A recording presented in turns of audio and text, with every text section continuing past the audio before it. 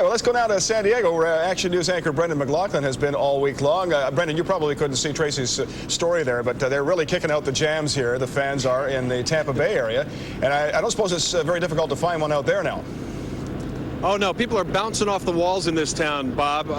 But I think the elation of beating Philadelphia has certainly worn off, and it's been replaced with a lot of anticipation of perhaps winning the greatest prize, one of the greatest prizes in all of sports.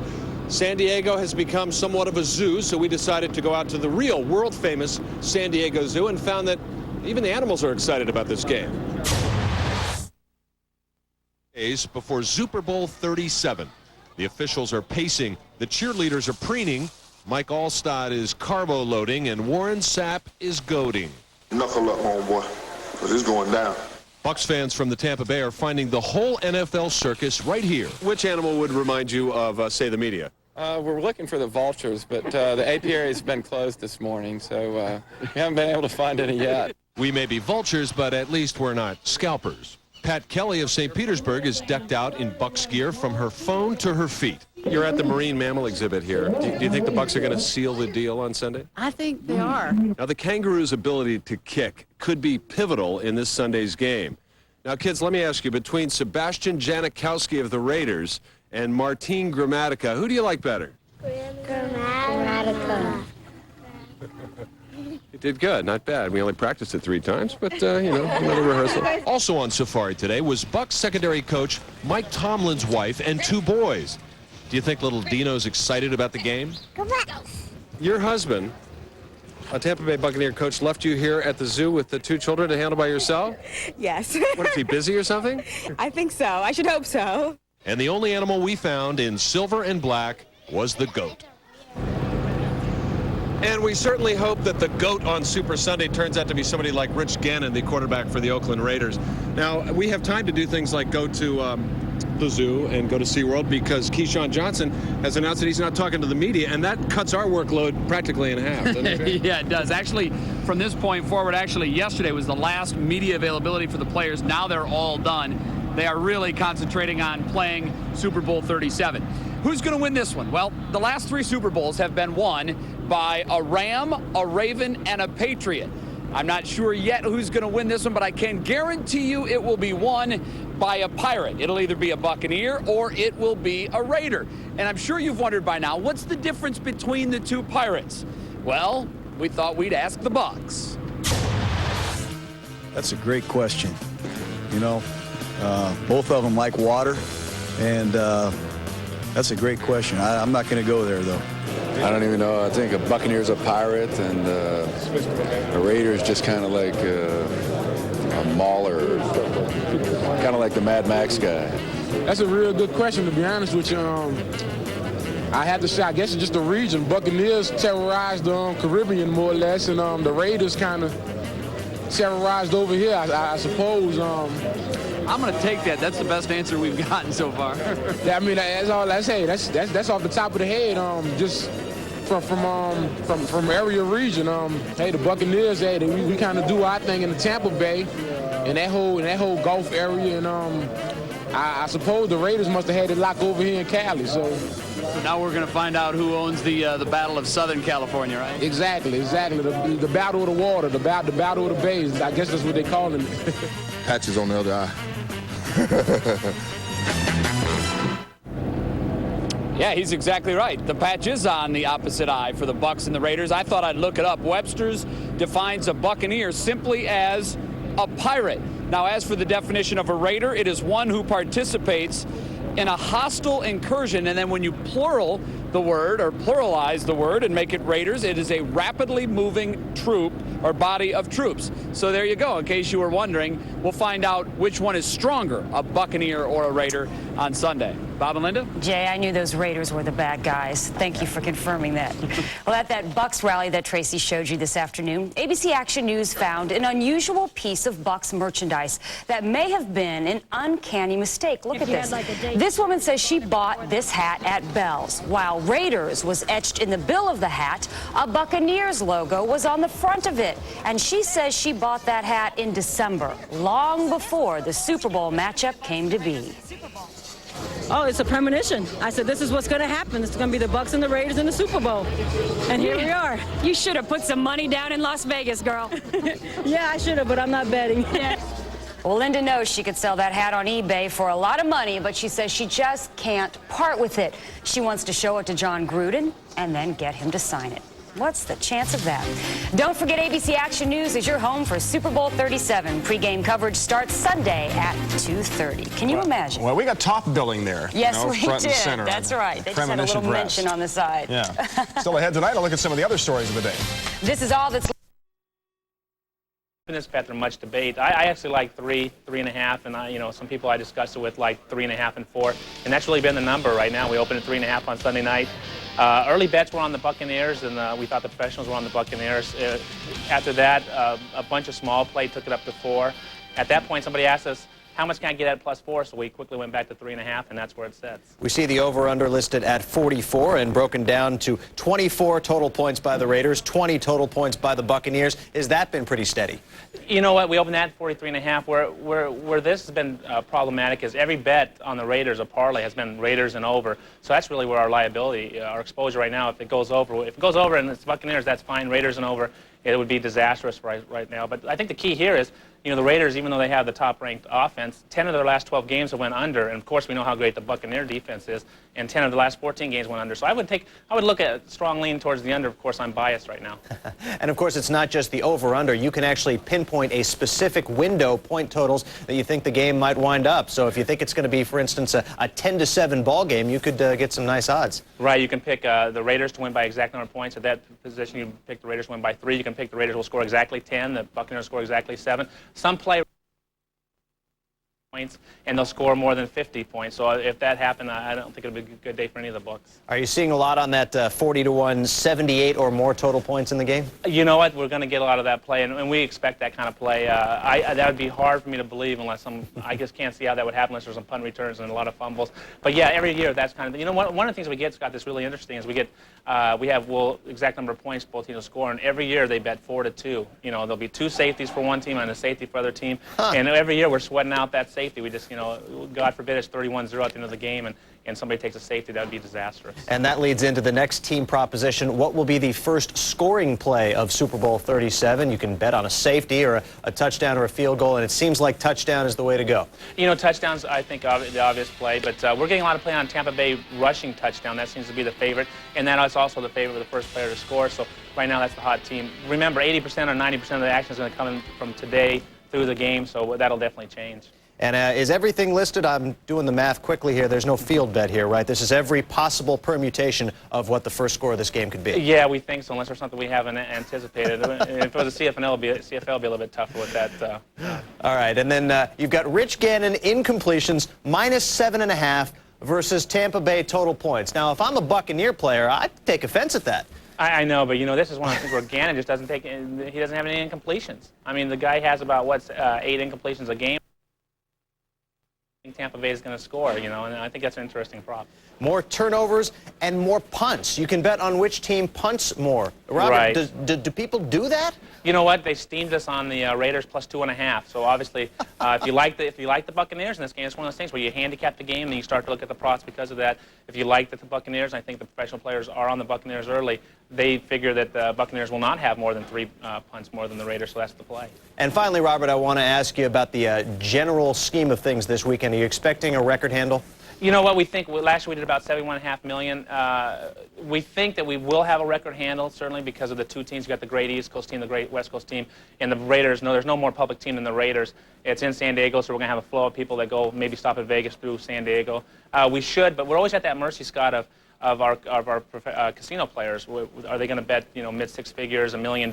We took a $5 million bet last year from one individual. So if that person doesn't show up that year, we just don't know. So, but as far as tickets written, we think this will be the most popular Super Bowl of all time. Did the individual win the $5 million bet? No, they didn't. That's why. That's why you're smiling. We live to fight another day. Very good. All right, Robert Walker, thank you much. We'll come back. We'll talk about some of the individual prop bets in just a bit. Thanks a lot, Scott. And those prop bets are just around the commercial. See every player in the game to score a touchdown, and Charlie Garner here is the favorite. He'll be the favorite. He's 9-2 right now. Money's coming on the Tampa Bay players. Juravicious, We don't want to see him score a first touchdown, Allstott and Pittman. So once again, that's the people that obviously like Tampa Bay to begin with, and they're on that side. I imagine there has to be a field bet here. You can't list every player on the field. Yeah, no, there's a field bet, and I think the field's done pretty well in the last few years, if I'm not mistaken. There's a lot of players out there that we can't post. I think we put about 18 players up, and certainly we can't post them all. And if there's a defensive touchdown, the big news here is you can get for no touchdowns, which I think is would be hard to fathom, but that's 55 to 1. We actually opened that at 40 to 1. Nobody bet it, so now it's up to 55 to 1. You mentioned some folks like Joe Juravicius. We see the line there at 15 to 1. Does that actually move during the week, or do you keep these pretty steady? We try to keep them steady, but it depends on how much money comes in. Obviously, Juravicius, because of the situation he's involved in right now, is getting just a tremendous amount of play. And last week, the same thing. We had the prop on him, and he was our biggest liability last week. This week, he's our biggest liability again. You know, when the people know who they are, of course they're going to play him. And right now, we're down to 12 to 1 on Juravicius, and it's probably going to be somebody that we're not rooting for. Of course, a lot of big-name wide receivers in this ball game, starting with the best of all time, Jerry Rice, and you can actually bet on whether he will have plus or minus 5.5 catches on Sunday. I assume this is right about his season average? Yeah, you know what, and this is a prop that we put up 5.5 flat, and the professional players have steamed us down. They don't like him to have 5.5 receptions. Right now we're at 5.5 under about $1.30, but we think the public will come in and take us off, and they're going to want to bet Jerry Rice. But he's the most popular player on either side, and this is a great prop because you've got action throughout the whole game. And first reception for Jerry Rice, will it be for 5 yards or fewer, 6 to 10 yards, 11 to 20, 21 or more? You can pinpoint his exact catch and carry on that first catch of the game. Yeah, and I think a lot of these props are designed for the very first time they touch the ball to make it a little bit easier because it's too hard to say what would Jerry Rice's third catch be. Right now they're betting at 5 and under, believe it or not, which we think is, obviously that's some type of screen pass and then a quick tackle by Derek Brooks. That's the only way I can see him getting under 5 yards. But we'll see. Wow, very interesting. On the Tampa Bay side, you have Keyshawn Johnson, the biggest name wide receiver. You've got the same propositions up for Keyshawn, but the number's a little bit different. Yeah, we put that up 4.5, and once again, they bet the heck out of this game, this over minus $1.55 right now. So a lot of people think Keyshawn will have a big day, and we'll see. Obviously, Tampa Bay's behind early, which is the theory there that he'll get a lot of chances, I guess. And you've even got Keenan McCardell listed on the sheet. Absolutely our favorite player, former UNLV player, so we had to put him on there. He's at 3.5 right now, and we'll hope he has a great day. I can just imagine what it's like sitting in the back row of that sports book on Sunday, and the first play of the game is a 3-yard out pattern to Keenan McCardell, and some guy in the back row is pumping his fist and screaming. It really is like that, isn't it? Oh, every play, it's unbelievable. But the thing about it is everybody has different size and different action, and it's really well behaved considering how crazy it could get. It's really a phenomenal group of people that we have here. We'll have parties everywhere, but there's cheering on every single play, and that's why I'm in the back office. Otherwise, you can't hear it. Yeah, with earplugs. Yeah. Let's talk about the quarterback matchup, Rich Gannon and Brad Johnson. Gannon, the bigger numbers of the two throughout the season. You've got him listed at over/under 250 passing yards, and I'm guessing that is his season average minus X number of yards given the Buccaneers defense. Right, yeah, he throws for a lot more than that on the season. However, we had to take into consideration that the Buccaneers defense is the top rated in the NFL, and that certainly had a lot to do with it. And how the game plays out because of that. He may throw less than he normally plays, but right now we open at 250.5 over minus $1.30, and they've actually bet the under. So you're looking for the Buccaneers to. I guess they're looking for the Buccaneers to play well. And total passing and rushing touchdowns for the two quarterbacks, and that's kind of an interesting nuance when you factor in the rushing TDs. Although Brad Johnson certainly doesn't move around too much. Yeah, I don't see him rushing. We had that at 1.5. They bet that under. We have Gannon at 2.5, and I struggled with that one for a long time on what would be the right number, and I don't think I put the right number up because they bet the heck out of that under, thinking that it just takes one rushing touchdown and 2 passes and he's over. But right now the early money's all on the under. Okay, Robert, you've got a long list of proposition bets available to the public, and there are some pretty goofy things on here. What didn't make the cut? Is there anything that somebody brought up in this meeting and you said, no, that's just not going to work? Well, you know what we do, Scott, is every year we write down exactly how much money we take, and we try to put some cute ones up a few years ago, and then nobody played them, so we scratched them off. Certainly the worst prop that we've ever put up was the Refrigerator Perry will he score a touchdown, and we just took that was a 6-figure loss on something that's very frivolous. So that's nothing like that's ever made the board again. But it's every year they want to have some NBA props up. Well, Jordan, I think Jordan, the great thing about Jordan coming back is everybody said, oh great, we get to put him in another Super Bowl prop, and they just don't bet those props. And we think that the game itself is the big thing. We don't need to create a buzz about this prop or that prop. There's enough buzz about the game itself. So all our props, as you see, are designed for the game itself. So the fridge thing didn't work out. We're not going to see a Warren Sapp touchdown prop. No, but you know, he could have put a Derek Brooks. We actually considered that. Brooks, he scored 4 or 5 touchdowns this year, and you could have put that up, but we decided not to. Fair point. All right. Well, Robert Walker, very entertaining stuff. Have a great Sunday, and best of luck with the game and all it entails with Super Bowl Sunday. Thanks a lot, Scott. Top stories just around the commercial corner, including all the latest from Down Under, where we have got ourselves another all-Williams Grand Slam final. You are experiencing ESPN News.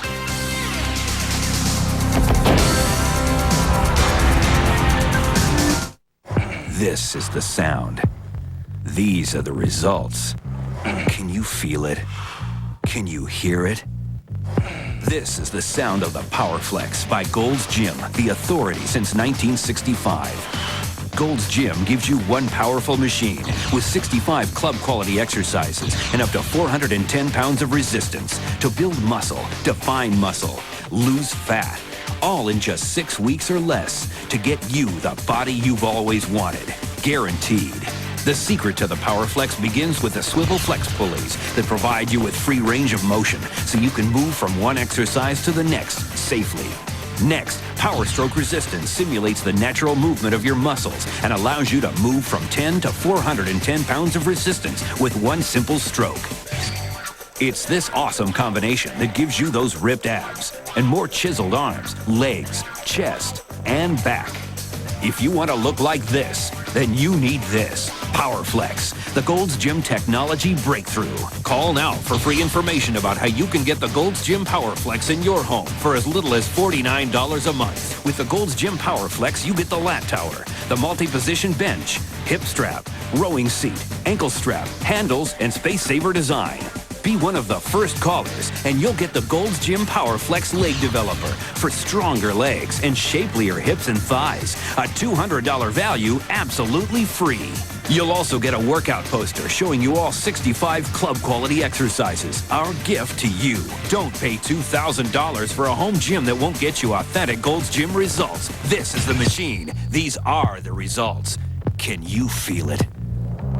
Call 1-800-537-9184 to get the Gold's Gym PowerFlex in your home for as little as $49 a month. That's 1-800-537-9184. Call now. Straight ahead, the #1 ranked defense in the NFL ready to be put to the test. Now it's all about fine-tuning. The Week 2 two-week tune-up is over for Venus.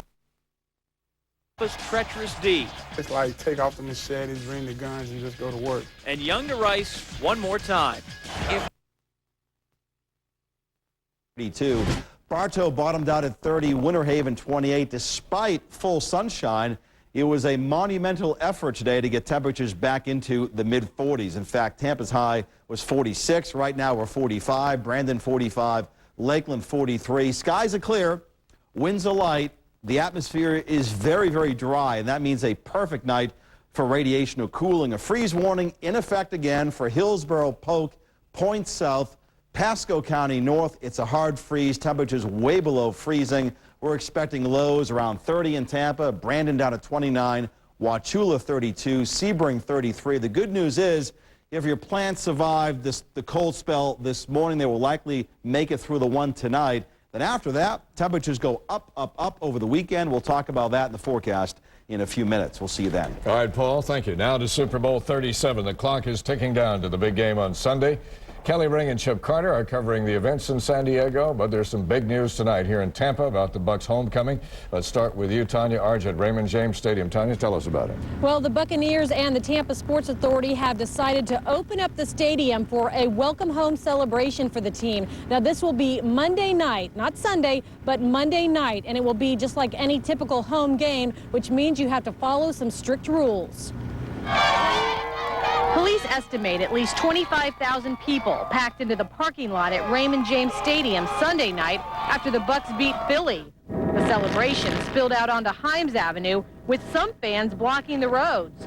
But this Monday night, the crowd will be inside the stadium. The opening of the stadium will certainly alleviate some of the potential problems that were there on Sunday when there were people in the street. You know, this way it'll be contained in the stadium. I think traffic issues will be alleviated. There won't be that gridlock on Dale Mabry. No one can estimate how many fans might show up. A win would more than likely bring a lot more out. We're going to have a mounted unit there. We're going to have a lot of reserve deputies there, a lot of patrol deputies. We're borrowing from all the districts. About 20 reserves are coming in on their own time. It will be first come, first served. Fans will fill the stadium starting in the lower levels and work up. It is free to the public, and that has some deputies concerned that it will bring people unfamiliar to the stadium out. And so there are some do's and don'ts of what you can bring into the stadium. You cannot bring coolers, no flags on sticks, no large purses, and no Chucky dolls. Those things have been in effect all season long. Now, there is one thing that you can bring into the stadium, and that is for this event only. You can bring video cameras in, but leave those cases at home. Now, as for the schedule Monday night, the parking lots here around Raymond James Stadium will open up at 4:30. Gates B and C, which are here on the south side of the stadium, will open at 5:30, and then the team should arrive at about 7:30. Now, of course, local law enforcement officers really have no idea what to expect, how many people might show up. They're asking people to show up early, to get here to the parking lots at 4:30, and to get into the gates right at 5:30 when they open up. Should be a great party. And as for the party itself, I guess that's going to be a spontaneous combustion, is it, Tanya? I would guess. I don't know if they're actually going to have a schedule as to what's going to happen when the players actually get here. Okay, thank you very much.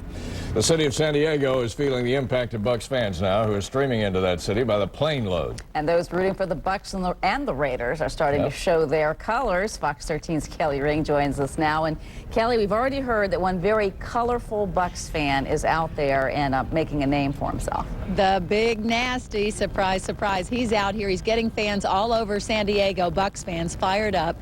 And that is so much fun to see. Now, the Bucs fans out here do have their game face on, no doubt about that. But also, so does John Gruden. He held his final news conference of the day today, or before Super Bowl Sunday, and he got close to the coveted Super Bowl trophy, too. Chip, you were right in the middle of it. Tell us about it.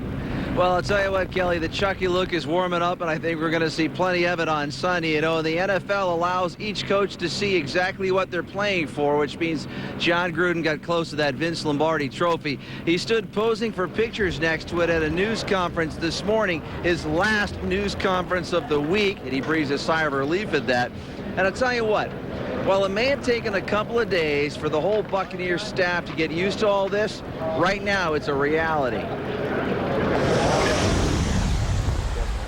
When the playoffs began, we knew we had an opportunity to get in this game, and now we're here, and we can't change dramatically in terms of how we prepare, but it is very clear in all of our minds what opportunity we have on Sunday afternoon, and we want that very badly. All right, John Lynch starting to stretch a little bit. Warming up, and a beautiful day for practice out here this afternoon, and the entire defense, of course, is geared up, and they got the responsibility of really winning this football game. Rich McKay said that earlier this week. Brad Johnson, of course, the Raiders know they're going to have to frustrate him, put some pressure on him, and not be as accurate, but they also know that John Gruden's philosophy is when he puts in a game plan, if you haven't seen it, you haven't prepared for it, and so that's what Gruden's going to try and do. Confuse him a little bit, Kelly, maybe even throw in a couple of surprises. I hope he's prepared for that. Knowing John Gruden, he definitely will be, Chipper. We'll talk to you in a few minutes. Now, to show you how much money is spent out here at the Super Bowl, every player, every player's wife, every coach, every coach's wife, they all get their own personal rental car. That gives families a chance to enjoy themselves out here, and they're doing just that today, as we found out from Brad Johnson's wife and son. They had a great time. It was a chance to really embrace the moment. Right here. Real hard. Little Max Johnson may not realize what's going on around him now. He's almost 2 years old, but he'll cherish the pictures and souvenirs someday. His dad is the star quarterback playing in the Super Bowl. Max's mom, Nikki, is so proud of her husband. Awesome feeling. I'm happy for him. I mean, he's worked hard his whole career, football career, and it's paying off now. And it's just, this is what he's been working for his whole career, and now he's got his time. Nikki Johnson, Max, and her sister arrived in San Diego yesterday, and today they were picking up Super Bowl souvenirs. I mean, right now he's just really, he's very focused, and right now the main thing on his mind is this ball game on Sunday. So, I mean, we got to see him last night, so that was really nice, and Max was excited, and his daddy was excited too, so it was nice. And that's the thing about Brad, he wants his family time, but now it's time to focus on the game and get a big win. Nikki is expecting their second child in 2 months, another little boy. What story she'll have to tell him? Rondé Barber's wife, Claudia, is also out here in San Diego, so excited for her husband. He's enjoying himself. He separates football from kind of outside life and family really well. As soon as Rondé intercepted that pass in Philly, Claudia screamed, "We're going to the Super Bowl." And Rondé immediately wanted his 8.5-month-old daughter out here for the big day, even though she won't go to the game. They'll make sure she remembers when she's older. So, I mean, even like last night, he came and got us at 9, and she was asleep already. And he went in there and, you know, kind of like touched her hand and kind of like just adored her, and then said, "Okay, we can go now." You know. So they had a chance to go out and enjoy themselves after that a little bit, but the players have not really been going out too much. They are so focused on winning that game. And Bucs fans are everywhere, though. We're going to have a wonderful story on the Big Nasty and his family coming up in a few minutes, so you have to stand by for that. Now, John, I have been promising you all week little surprises. Look what I got for you. This is just one. I found this very special T-shirt. You like that? Excellent. That's perfect. It's a Buccaneer one. I mean, this is a special one. I thought you'd like that. How much did I pay for that, Kelly? This is from me to you, baby doll. Okay. Okay, Cynthia. I think I want one of these too, actually. Hey, this is a Super Bowl pin, a collector's item, actually. They're beautiful. They have both the Buccaneers and the Raiders. And then you got to go get Paul. But I know you can't get him right now, but this is perfect for Paul. It's a beer stein. And I thought he would like it. I'm showing the wrong side. Oh, my goodness. There you go. That's nice. I like this. A beer stein, perfect for Paul. Paul will be very impressed. He'll have to wait until I get back before he is able to drink from it. But I hope he's celebrating the Bucs Super Bowl win with it. So that's some of the stuff. I'm still looking for your credential. They're looking for it in the computer. All right. Thank I'm impressed that you had time to go shopping. I'm just impressed by that. Are you kidding? Shopping? Showdown. Down Bucs! Woo! Likes Gaslight Square is filled with pirates trading in their power lunches for a taste of pewter power. Oh, we came up 5:30 this morning. We were at the other one, then we come over to this one. We got the truck decorated over. We got Gannon walking the plank. Wow. Yeah, Chucky's got him right over there. In the sea of red and pewter, there are a few misfits. I cheered for the Raiders for quite a few years now. I'm 78 years old, and I think I've been cheering for them about 15 years. But what happens to them isn't pretty. Hold your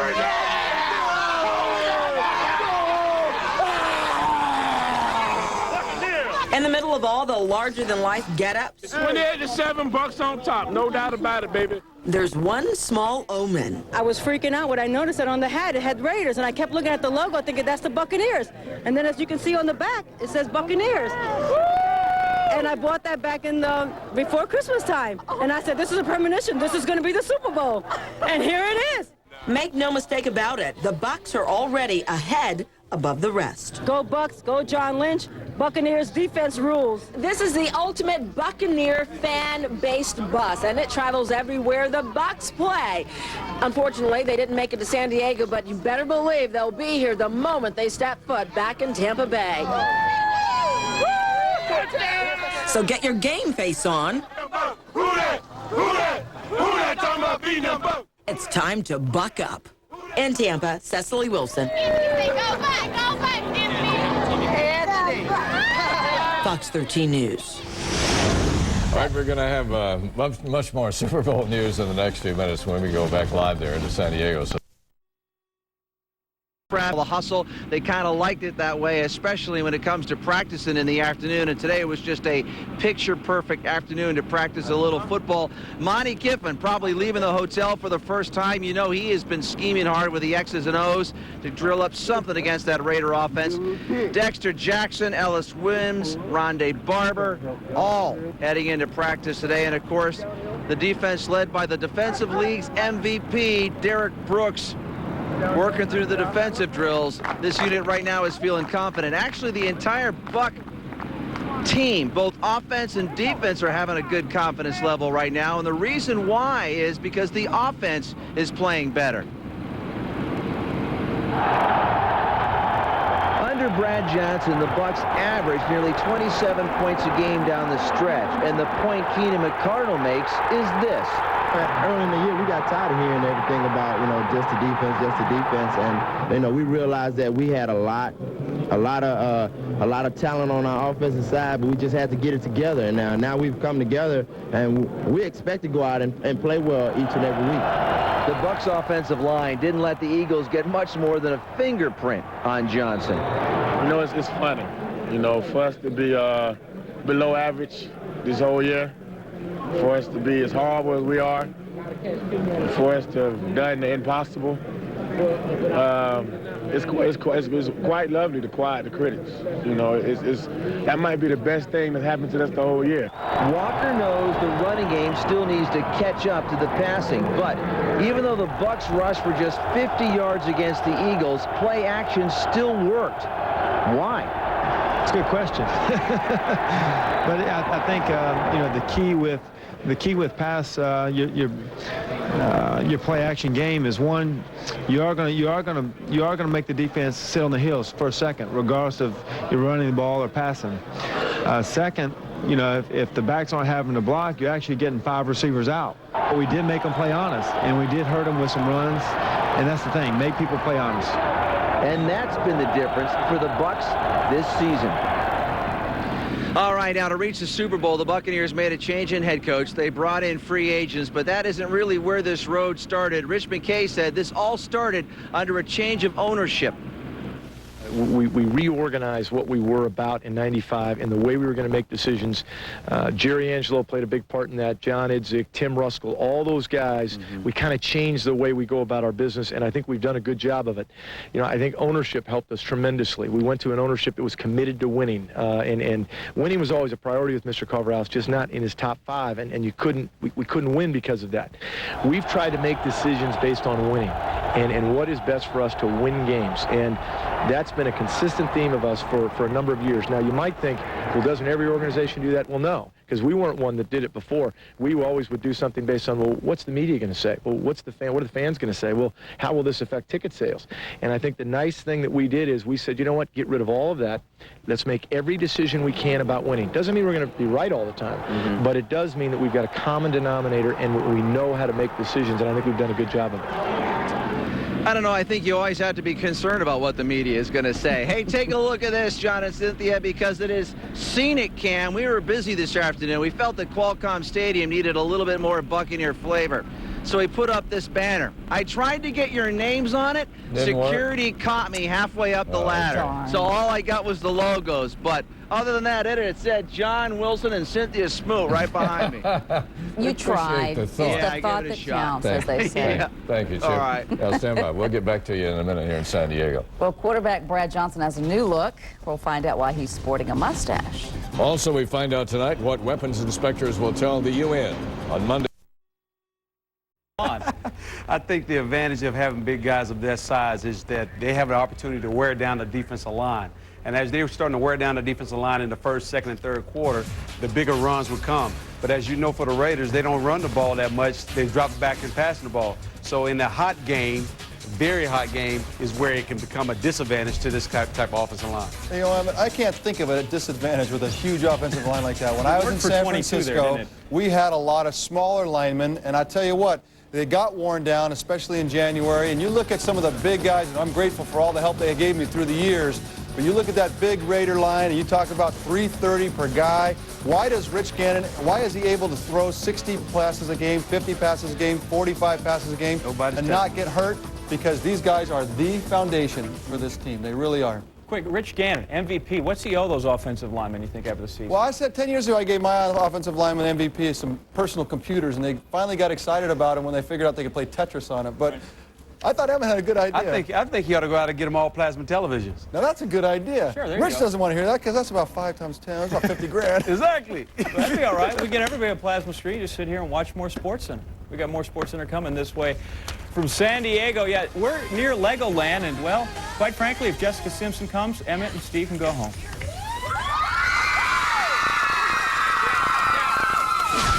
John, Hall of Famers, thank you. I'll go back to October 1993. Wendell Davis of the Bears blowing out both knees on the same play. A shocking injury, but less so in that it happened on the green concrete known as turf at Veterans Stadium. Long known as the worst playing surface in the NFL, it's been confirmed in a survey of NFL players the vet is the worst, but at least now that it's all gone, and the Eagles move into a new stadium next year. Giant Stadium, the heir apparent. The best surfaces, Raymond James in Tampa and Sun Devil Stadium in Arizona. Seahawks Stadium deserves a special note as the only cold weather city getting into the top 7. Antoine Randall expects to be back on the ground. Relationship between the two head coaches. Instant friends from the start.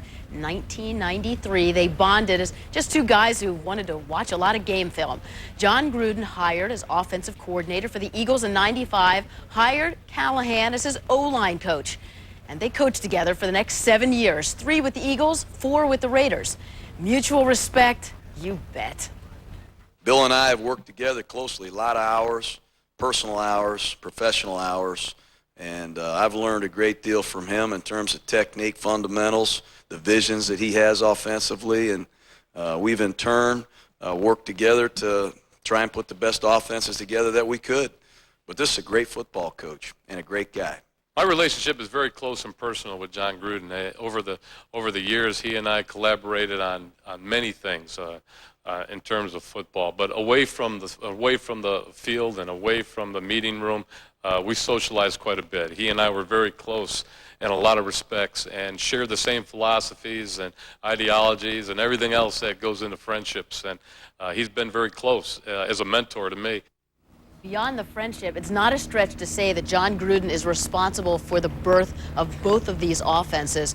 Who has the edge in this game, then? Well, I think it's pretty clear that both teams are going to benefit because both guys are so familiar with each other's teams and what they do. But when I think about who has the edge, I've got to think about John Gruden. Simply because, yes, they run the same offense. Yeah, they have the same checks. Yeah, they do the same things. But John Gruden has got more intimate knowledge of the team's opposition players that he is facing on this game. So he knows exactly the little idiosyncrasies, the weaknesses and the strengths of each player. So he's going to be able to take some of those guys and attack certain people. And I think that gives him a little bit of an edge over Bill Callahan because of the knowledge, the intimate knowledge he has of the players. And when John Gruden arrives in Tampa, he inherits one of the most dominant defenses in the NFL, but he challenged them to get even better. He knew to do that, though, he'd have to win over the leaders.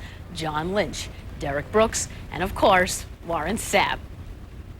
I can honestly say that one of the great things about being a coach, in my opinion, is meeting some of these players firsthand. You know, Sterling Sharps and Ricky Waters and Keyshawn Johnson, Jerry Rice. But Warren Sapp, you could look under every rock in America and not find a guy like this. He's something else. He's a fun guy to be around. He loves football. He's a leader and a great perfectionist. A mutual respect there, too. And Sapp told us back in training camp when he first met John Gruden, he thought, how can you not do what this man asks you to do? He's such a beast. Monty Kiffin's defense starts up front, the front four. How do you neutralize Sapp? Well, I think when you're talking about Warren Sapp, one of the best players in the National Football League, defensive tackle, can dominate the line of scrimmage and can really get after guys. But when I look at guys that have success against Warren Sapp, I think about guys like John Welborn of the Philadelphia Eagles, guys that take the punishment to him. Now, you can't always get on him and stay on him, but you've got to go physically get after him. Hey, nothing a bully likes worse than another guy getting after a bully. Warren Sapp has bullied people in this league for a long time. Now what you have to do is you've got to go get him, go attack him, and stay persistent on him the whole game. If you can do that, you can have a little better effect as far as neutralizing. One thing you can't do against Warren Sapp is let that guy get out fast, because if he gets out fast, you have got a long day in the trenches. And we've seen in the playoffs that Sapp also gets to do some bullying on offense. When Gruden first posed that to him, Sapp said he felt like an 18-year-old. We've got a little bit of business to cover around the league. Standard practice, Friday of Super Bowl week, the commissioner's state of the game. Even after a wildly successful 2002 season, Paul Tagliabue had many topics to address. You guessed it, starting with officiating. A lot of I can see everything around me right now. back, you know. You knew your route, you knew where you were going, Yeah. but now you're saying you understand the kind of the whole Yeah, the surroundings, you know, you have a sense everything of that defense. goes, everything that goes along with the Super Bowl, you know, all the hype and stuff Right. like that. My first Super Bowl, I was so focused that I didn't pay any attention to anything else. You know, the main focus, it was just football. And I'm a little more, you know, relaxed now. You know, this week I had so much fun with the media and stuff like that. And You did? You know, yeah, What but you know, happened? always towards the end of the week, you know, I get Lock cranky. it down. I noticed get that cranky, when I saw you just now. and I'm A ready to little play. cranky. I'm ready to play It now. must be but, Thursday. Yeah, you know, it's getting close to game time now, and guys got to focus now. They got to realize, hey, the reason why this team is here is to win a Super Bowl. Hear the rest of the season interview with Jerry Rice coming up on NFL Countdown Sunday. That's at 11 Eastern. Now, we're on our demo field. We've added Mark Schlereth so that we have, how many rings? 3. 3. 3. So it's a 3-ring circus is what we have here. Kaboom, Ching, thanks. We'll be here all day. Quick, take us through Oakland, and it seems like a little thing, a little motion, and that it just... John, you know, it's illegal. It's illegal in the NFL for the opposing player to sit in the other person's huddle, but Rich Gannon can use motion and formation this Sunday to basically find out what defense they're going to play the Tampa Bay Buccaneers. And what we'll do here, we'll have Charlie Garner. Emmett's going to play Charlie Garner. Mark Schlereth, and this is a big stretch. He's going to be Jerry Rice out here. Extremely big. You make Derek Brooks another huge stretch. Yeah, big stretch. Middle linebacker for the Bucs. And what we're going to do is we're going to send Emmett or Charlie Garner in motion. When he goes in motion and he empties that backfield, and Derek Brooks goes, or John, go ahead, Emmett. Thank you, Coach. That leaves it. Now we know, the whole team knows it's man-to-man. We all know it. You'll know it at home. And what they do now is Jerry Rice off the ball, they run a slant, take the void, and off he goes. Well, see, there you go. And exactly why I played offensive We knew line. you weren't Jerry Rice, but that's okay. Also, when Charlie goes out there and Derek goes out there, they can take advantage of that mismatch. I think it's still a mismatch, even though Derek Brooks is the MVP, because a linebacker out in space, a little shake. What do you think about that, Emmett? Hey, I think Brooks is going to jam him up. Yeah, jam him up. You give him a little shake, and maybe he throws it over the top. He can run, too, so. Yeah, he can run, too, but I'll take that No, matchup. okay, come on back. He's from Pensacola, too, so they're going to win. So then, okay. Emmett, you be Charlie. Now go in motion, and now there's no one moves. Derek Brooks stays. They widen the corner. Now everybody knows it's zone. Everybody. You'll know it at home. Now what they do is they run the zone routes, no slants inside. Jerry Rice will go down a few steps, turn around, quick little zone routes, nice catch, Mark. Yes. And now we know. So, hey, it's illegal to be in the other man's huddle, but because of the biggest playbook in the league, the Oakland Raiders can use it by formation and by motion and dictate many things this Sunday. D. Brooks going to do his thing, though. Once he has this thing down, it's just an array of options on every play for him. The West Coast, once you know it all, and hey, there's never been a thicker West Coast offense playbook than Rich Gannon has right now, and they can just dial it up. Okay, we're done with the segment, but you want to just huddle up and play some more? You know, relive old glory, yay or nay? Well, Emmett's still got glory left. I don't know about the rest of y'all. I want some more glory. As long as I can play offensive line, because we saw my skills as a receiver. You can play offensive line for me any day. All right, man. Yeah, you can be my back any day, too. Well, you guys were a big hit. Congratulations. Thank you. Up top here at Embarcadero Marina Park North, high from the Saturn Lightship. There it is, Emmett, in all his glory, and NFL rushing all-time leader. Hear the sarcastic cheering for Schlereth. They battled and scrapped for every yard and every victory.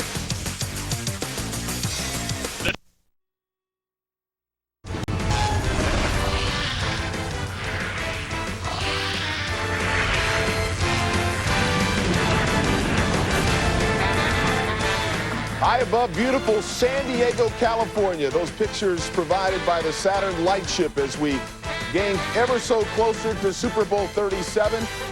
Which Jolly Roger will sail away with the Lombardi Trophy? Hi, everybody, and welcome to NFL Tonight. It's a full hour special as we wind down here our coverage of Super Bowl 37. And it's a good thing we have an hour because we've got a full boat here. Mark Malone, Sean Salisbury, Merrill Hodge, and Mark Schlereth. The entire brain trust of NFL Tonight here to break it all down. Hey guys, we got some real estate here. We're ready to take it on ourselves, aren't we? Is that a full boat or a fat boat? That's a full boat. Well, the one guy that we couldn't have is Mike Golick because he would have tilted that. He would have sunk the ship. There's our anchor. Yeah. We had Teeter. We just didn't have Totter.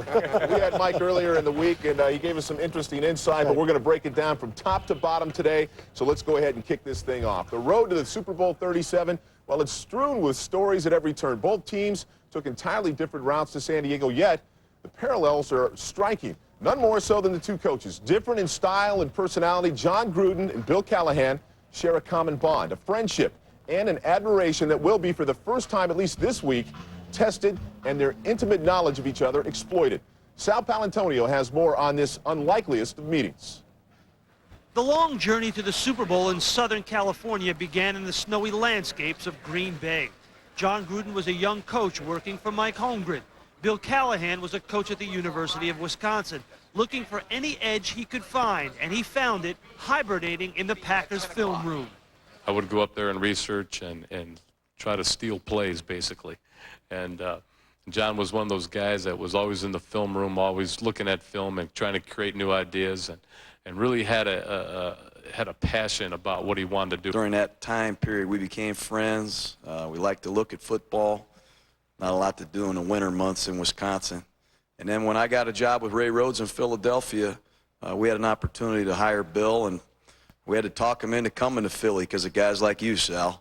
You know, the media's tough out there, man. Away from the field and away from the meeting room, we socialized quite a bit. He and I were very close in a lot of respects and shared the same philosophies and ideologies and everything else that goes into friendships. And he's been very close as a mentor to me. Bill and I have worked together closely, a lot of hours, personal hours, professional hours, and I've learned a great deal from him. Going into this game, both coaches know one another so well that they will know each other's schedule down to the minute and know exactly just how they will prepare their respective teams. Knowing John and understanding, you know, how to formulate the game plan, the first thing that is talked about is protection.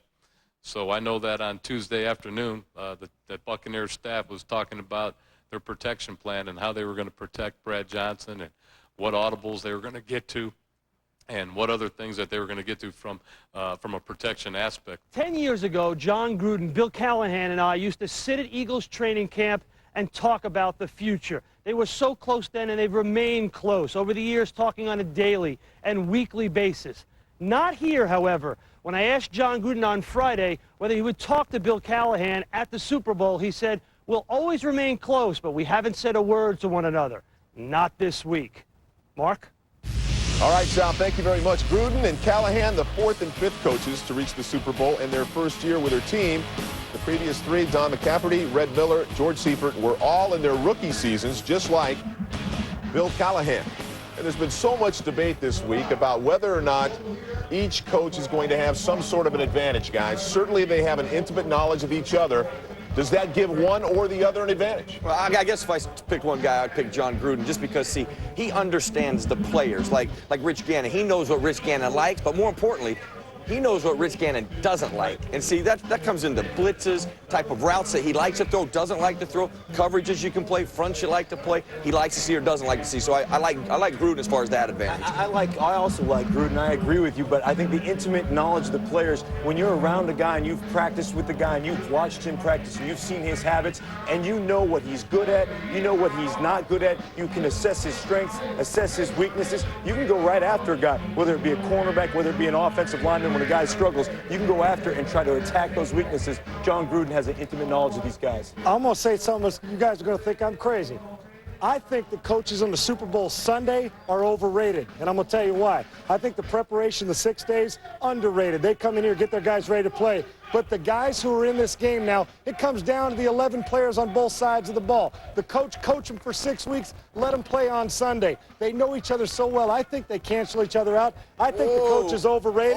I think that it comes down to the players on the field, not the coach in this game. They're great coaches, overrated on Super Bowl Sunday. The way John Gruden schemed in the NFC Championship game, you give any other coach with that personnel, they don't win that game. But I'm not talking about the NFC Championship game. I say all 6 days, they're They're the most important. On Sunday, I don't give a hoot what kind of coach you are. You've got to have players that understand how to play. As a coach, you have to put your players in the positions to make plays, and these coaches both can do that. And that doesn't have anything to do with knowing each other, but I agree with Merrill in the sense that John Gruden's experience as a head coach probably gives him an advantage in this situation. Give the players more credit. Let's get to some X's and O's now.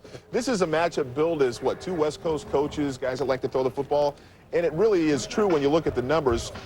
Both teams average just under 26 rush attempts on average per game. That's the lowest in Super Bowl history. Yet you think the run game might be the way the Bucs are going to win this football game. It's all about the factor backs right now, and I think the Bucs. Yes, I think the way you got to look at this game right now, the Raiders have given up over 100 yards in both playoff games rushing. The Tampa Bay Buccaneers and John Gruden are going to see that. They're going to look at it, and they're going to try to exploit it. Now, the Tennessee Titans rushed the ball very well in the first half. A couple of turnovers, a couple of fumbles. The next thing you know, they've got to get out of that game plan. They ran the ball with the running backs well. I look for the Tampa Bay Buccaneers to take a page out of that book and look for Michael Pittman and Mike Allstott to try to do the same. Mike Allstott, big, strong guy. He can run over people. He can run around people and through people. And Michael Pittman is very, very explosive, a very good running back. And I look at them right now. It's not going to change the game plan. They're not going to change what they do, but they are going to try to exploit them. And I think what they are going to try to do, if I'm Tampa Bay, I'm going to take a page out of the Raiders' book.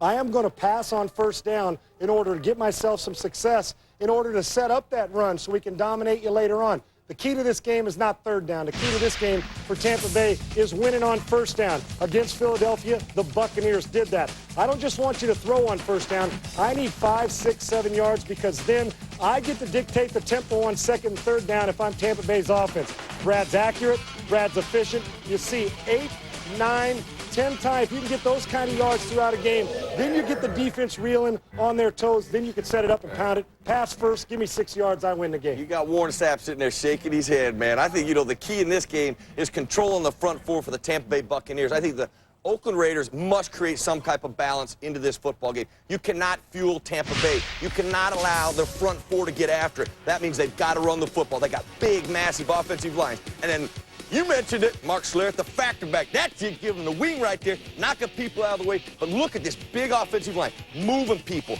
Garner, Wheatley, and then you can also throw the football. You can give this defensive line things to think about, screens and runs. If you do that, you slow that defensive line down. And I'll tell you one more thing that's extremely important. Warren Sapp has a contract, okay? And he has an incentive for sacks. It's not taking on double teams. Warren Sapp wants to hit your quarterback. If you allow that to happen, if you fuel that and just throw the football, Warren Sapp will take this game over. Could you guys cut the running back love fest crap? No, hey, running back, and you're giving the offensive line some love. You have learned something. What's the most important position on the field? It's all about quarterback. It's all about quarterback. But I'll tell you what, Charlie Garner is going to be a big factor in this football game. It may not be running the ball, might be catching it, but he will be a factor. And picking up blitzes as well. Oh, there's no doubt about that. Well, moving along today, news on Friday, NFL Commissioner Paul Tagliabue made himself available to the general media in his annual State of the League address. And despite the league's record-breaking attendance and increased television ratings, the hot topic continues to be minority hiring practices and the ongoing pressure to change the league's policies. The principle of fair employment really centers on the idea that employers should not hire unqualified or less qualified people and pass over members of minority groups of one type or another who are more qualified or fully qualified. I don't see how that principle has been breached in any way, shape, or form by Jacksonville or Dallas. Well, another topic of discussion focused on the league's officiating. Recent high-profile errors like the debacle of the 49ers Giants put the system in question.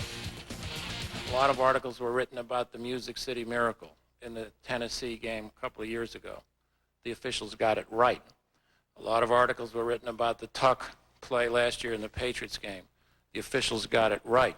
So as much of an outpouring as there was about controversial plays and big calls and big games, the most striking thing was that in every instance that I read about, they got it right.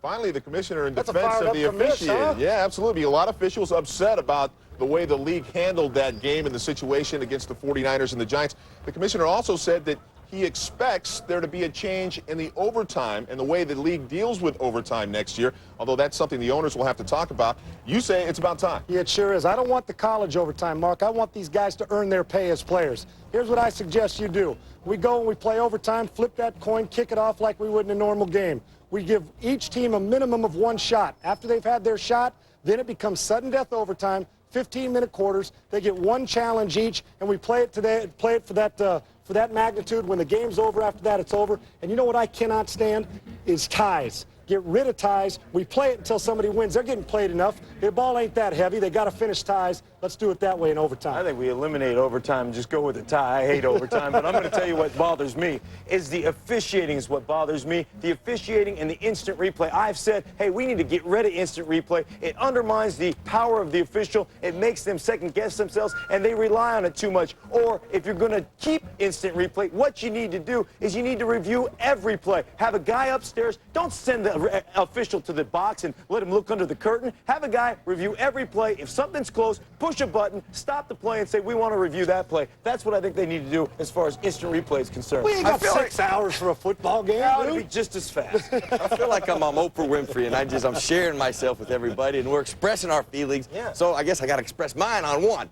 and it's unnecessary roughness. In the National Football League, I can't even believe we have that penalty when you think about the violence of the game. But it's the penalties that come from it, and it's the fines. I think that thing has got to change. You've got to give officials deliberate acts to look for. When you see people deliberately trying to hurt somebody, yes, they should be fined. Yes, they should be penalized. But you can see that. I think the judgment of the officials plays too much into that penalty. You know, a guy bumps into each other, he throws a flag, he gets 15 yards, and you know what? It's incidental contact. Right. I think you got to give him deliberate acts, because you can see a guy, if I want to spear you, I don't want to hurt you, you can tell that. But if I'm playing a game at full speed and I run into you and our helmets hit each other, that shouldn't be a fine. It shouldn't be unnecessary Face roughness. facts, you're dealing with 4 offensive players here, and I think we all agree we don't need flags. It's a vicious game. And I saw way too many times where a vicious hit that was legal turned into a fine and a suspension. This is reminding me a lot more of Jerry Springer than Oprah Winfrey, though. We don't have Just any- the way we did this kind thing of has turn us started. south there. You Yeah, got we that did. right. Bring back cutting on every play.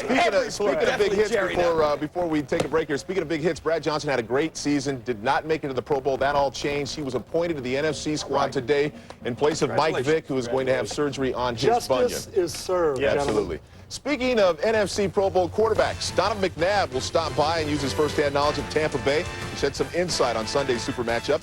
Merrill opens up the playbook to show us how the Bucs are likely to attack the league's #1 offense. And win or lose, what does it feel like to be a part of the biggest game of your life? We'll hear firsthand from those who play the game.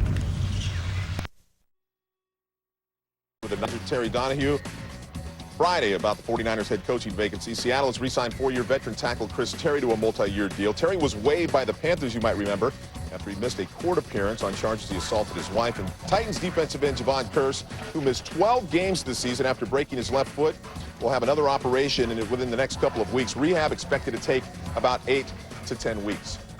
And isn't it funny how television works? Javon Kearse, the Titans, segues me right to my next point here. When you look at that championship game, the defensive ends really didn't play a part in pressuring Rich Gannon. However, Jeff Fisher might have provided a blueprint for Monty Kiffin if he chooses to put pressure on Rich Gannon. I would agree with you. You know, the AFC Championship games, I was able to go break that tape down. The one thing the Titans came in, they knew, you know what, we cannot match up to all the weapons of the Raiders. Really, there's probably no team that can do that. So that means you got to attack the one weapon that controls all of those weapons, and that is Rich Gannon. So what the Titans decided to do is, yes, we're going to have to only cover for a second because the pressure in the middle is going to get to Gannon before he can throw the football.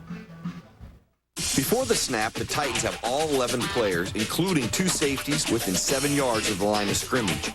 This is a strong indicator that blitz is coming.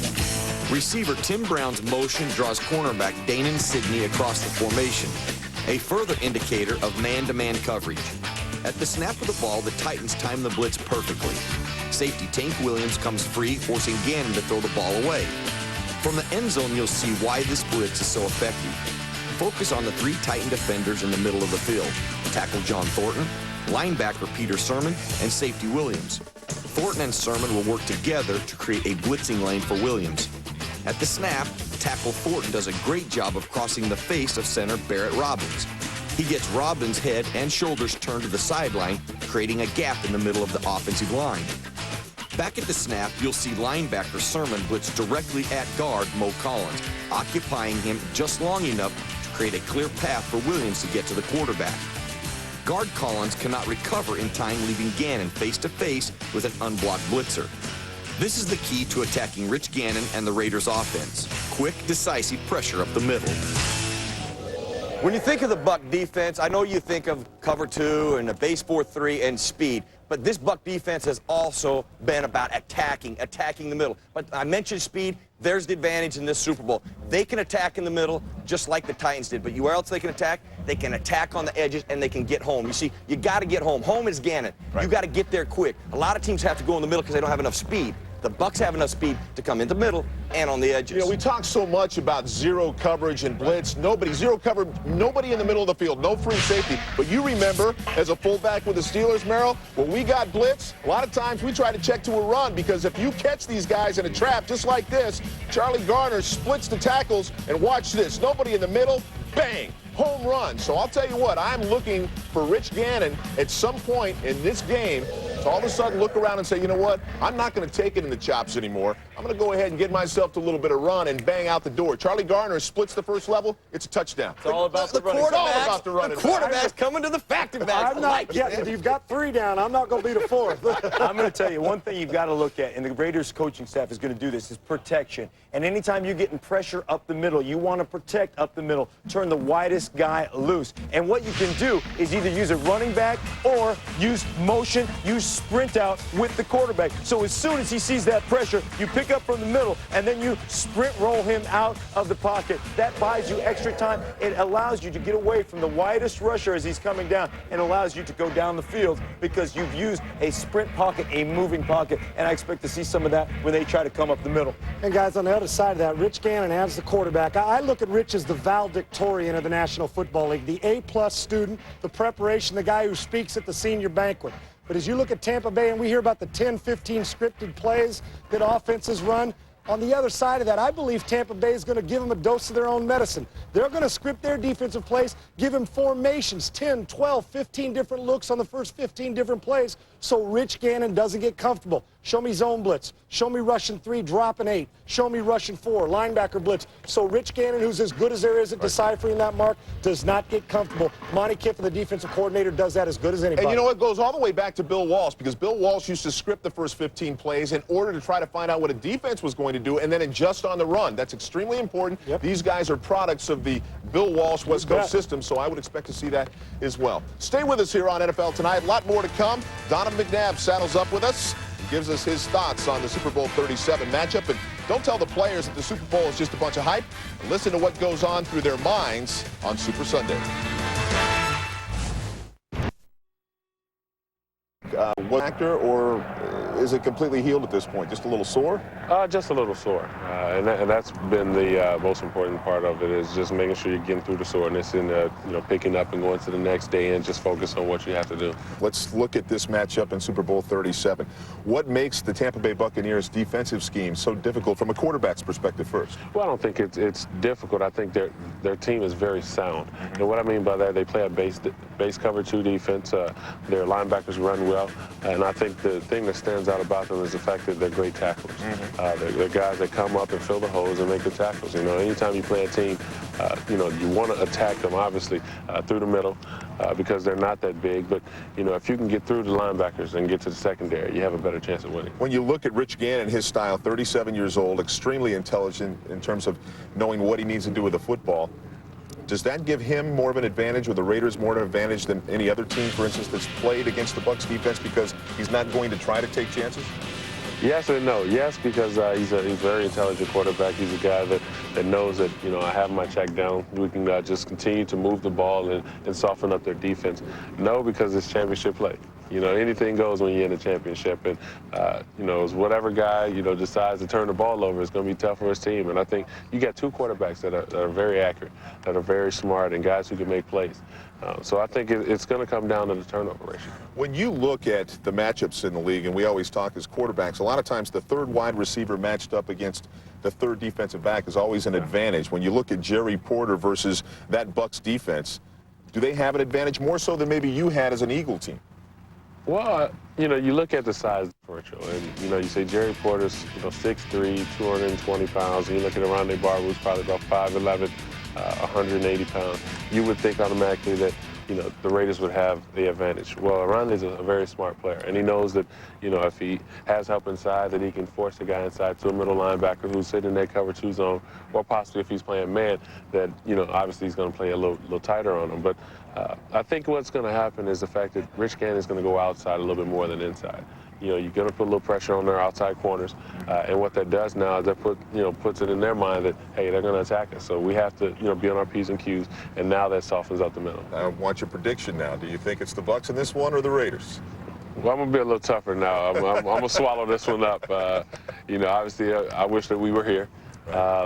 But, it's kind of hard for me to make a prediction right now. I just want to see, if I decide to watch it, I just want to see a good game. Well, we're hoping for a good game as well. And, Donovan, I thank you so much for stopping by. And thank you. Good luck next year, my man. Thank you.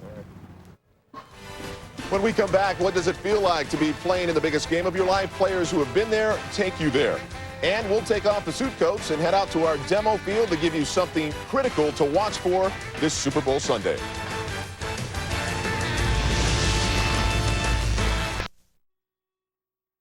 People still talk about that Super Bowl. And they still talk about the Titans Super Bowl when the guy's on the 1-yard line stretching for all he's got trying to score that winning touchdown. I mean, you look at what John Elway did 2 years before that, diving for a first down in the Super Bowl at his age. I've never seen a Super Bowl more competitive than the one Green Bay and Denver went at. Well, this was a guy who was literally blind on one side of his face. Can't see. What's that? Can't see. Okay. And the coach said, just go in there and fake this play because they're going to think you have the ball. But if you're not in there, they won't believe we're going to run, okay? We're on the sideline. It was 4th down, and Brett Favre's on the field, and they need basically 6 yards to get a first down. And I can remember it seemed like Brett backing up in slow motion.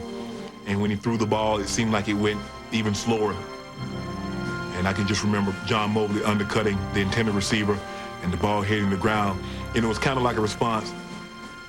It took a while for it to dawn on me that we had just won the world champion. And that a small kid from Glenville, Georgia that grew up watching football and watching Super Bowls on television had just been a part of one and won it. And nothing. I can win 10 Super Bowls, but nothing can replace that feeling that I felt for the very first one. Well, we'd like to thank our friends at NFL Films Presents. You can catch the next episode of that series Monday at 4 o'clock Eastern on ESPN and again at 10:30 p.m. Eastern on ESPN2. And I don't know about you guys, but I get chills just listening to that. As far as I ever got was the championship game. Never got to the Super Bowl itself. You've been there a few times. I'll tell you what, it's all about controlling your emotions from where I sit, because if you can't control your emotions, I guess if you're a linebacker, you can run through the wall if you get all jacked up. If you're a quarterback, you're not going to make plays. Well, you've got to control your emotions. The whole team has to. I mean, it is a surreal feeling when you go out there and you see the people and you see the fans and the national anthem, and then they kick the ball off and a million flash bulbs go off, and then the next thing you know, you're lined up. And what you have to realize, the team that can make it a game first, the team that can get past all that, go out and start hitting people and go out and start controlling the game, that's the team that has the success. You can't burn all that energy. It's going to be surreal. It's going to be crazy. But if you can settle into a normal game, that's when you're going to have success. You know what struck me when I'm watching that is how many times did you hear somebody refer to the kids and when they were a kid, the impact that it has, the feelings. I mean, when I was a kid, I watched the Cowboys and the Steelers or the Raiders in the Super Bowl, and all I could envision and all I wanted is hear my name being announced going into play, the only game in town. I mean, the unbelievable feeling is just, I mean, it's hard to describe. Yeah, it really is. And having been to the playoffs, too, and not having gone to the Super Bowl, that gut-wrenching feeling I got just watching those guys. And it's disappointing, and it bums you out right now that you never got to play in one to feel that feeling. But I can also understand, because having been in those playoffs, Mark, that lonely feeling that goes on where you sit in a corner thinking, oh, my gosh, this is a game I either will never forget because it's been good, or, man alive, it'll be miserable for the rest of my life. I can't fathom what those guys are going through right now. How many people have we talked to that have played in this game that says, you know what, it's better never to have gone than to have gone and to lose that football? And how many guys would give $10 million to have a shot at one of them? Yeah, I hear that. I'm like, you give me a shot. Just I one played time. all the way to the door and couldn't get through the door. I'd like to get through the door. Yeah. One time. It's a great piece. Stay with us here on NFL Tonight. Lots more to come. We'll press the issue on our demo field. We'll break down a critical matchup for you to watch on Sunday. And what happens when you turn a couple of middle-aged former athletes loose at the NFL experience? I'm going to tell you, you're not going to want to miss this. fun for kids, which is why Greg Garber thought it'd be a good and fun idea to take our own Sean Salisbury and Mark Schlereth with him to give a few kids the experience of a lifetime, and boy, did they ever.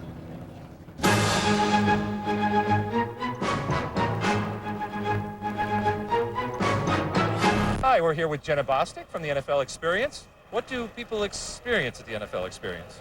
The NFL Experience is a place where kids get to experience what it's like to be in the NFL. Is that all you got? That effort right there is just good enough to get you two fired. You can't play for me. 8.03, lane number 2. You guys call that running? Is that what you call that? That's embarrassing. Your effort has got to pick up if you want to be a member of this football team. Go, boy, go, boy! Shed that thing! Oh, yeah, now you're going! Now you're going! Come on, Worm! That's not a good enough effort, Worm! Go, go, go! Come on now, hit that hard. All the way through there. All the way through. All the way through. All the way through. Nice, nice. Now give me a dance. Is that the only dance you got? Yeah, break it down. Hey, what do you think of that experience? Beep, beep, beep, beep. Boom!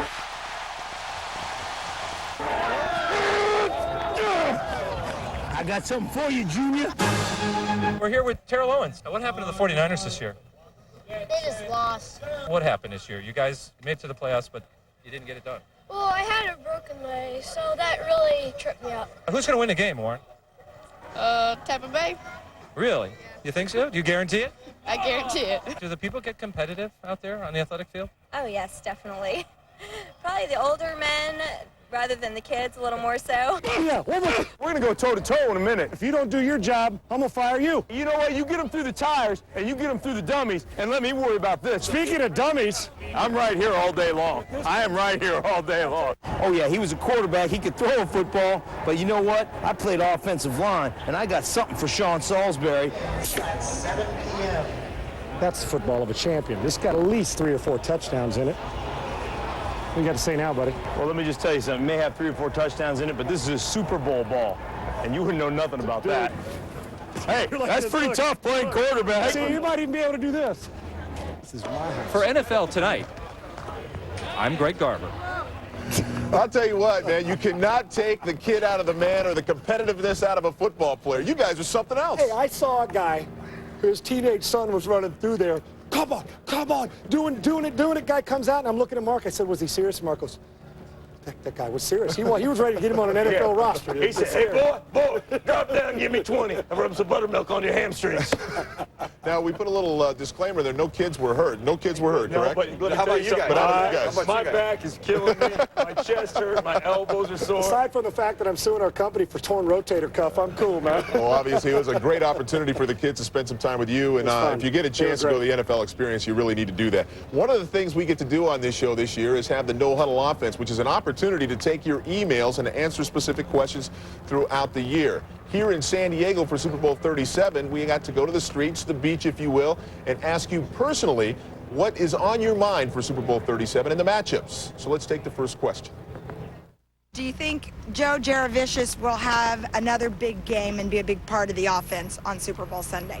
You know, I definitely think Joe Jaravicius is going to have a big game. I think he's going to be a big part of the offense. He's big, he's tall, he's physical. He can get down the seam. He can get underneath, create some mismatches with the linebackers. They're going to really look to him.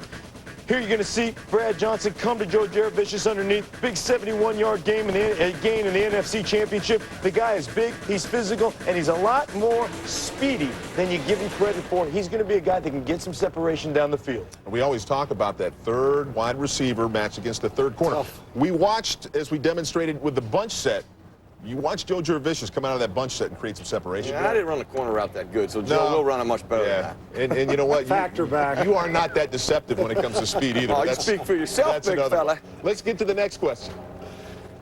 If Porter is going to be the deciding factor, because Gruden, when he was with Oakland, he didn't use him hardly ever, and if he's going to be the deciding factor.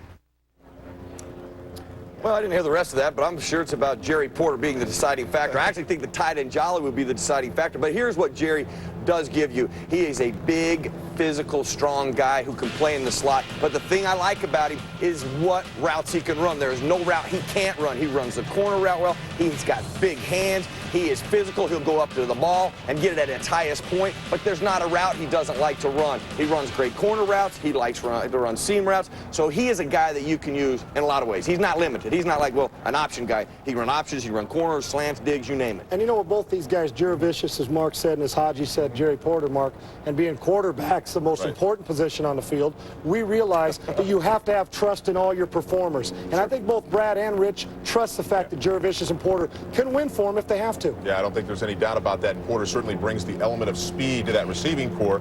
Tim Brown, Jerry Rice, great experience, great route runners, but they don't have the speed that Porter And Jerry Porter is the one guy on that offense other than Charlie Garner that can take it on one play and make it a 60, 70-yard touchdown. He's been able to learn from some pretty good ones. And I mentioned Jolly. Jolly's got some speed too now. For a tight end, and you start getting him matched up on safeties, I like that. Yeah. Well, we've got time for another one, so let's take it back to the streets.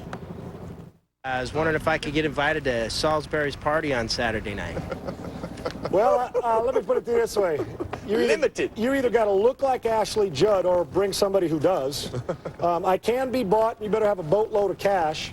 But the truth of the matter is, if you want to come and have a great time, what you do is you buy a ticket. The money goes to the proceeds. We do it for charity. Got about 24 kids on 4-year scholarships. All the money goes to a good time and to taking care of some of these kids to have a chance to get an education. We've had the pleasure of playing in your golf tournament, which also raises money for that foundation, and it is a great cause, and there'll be a lot of guys that are associated with the NFL, former and current players that'll be there on Saturday. We're going to have, yeah, but you got to, you know what, for every guy, we need 4 girls. That's the bottom line. I got to ask you guys something. Have you ever been invited officially to Sean's tournament? I don't think I've ever played in it. I see no invite in the mailbox.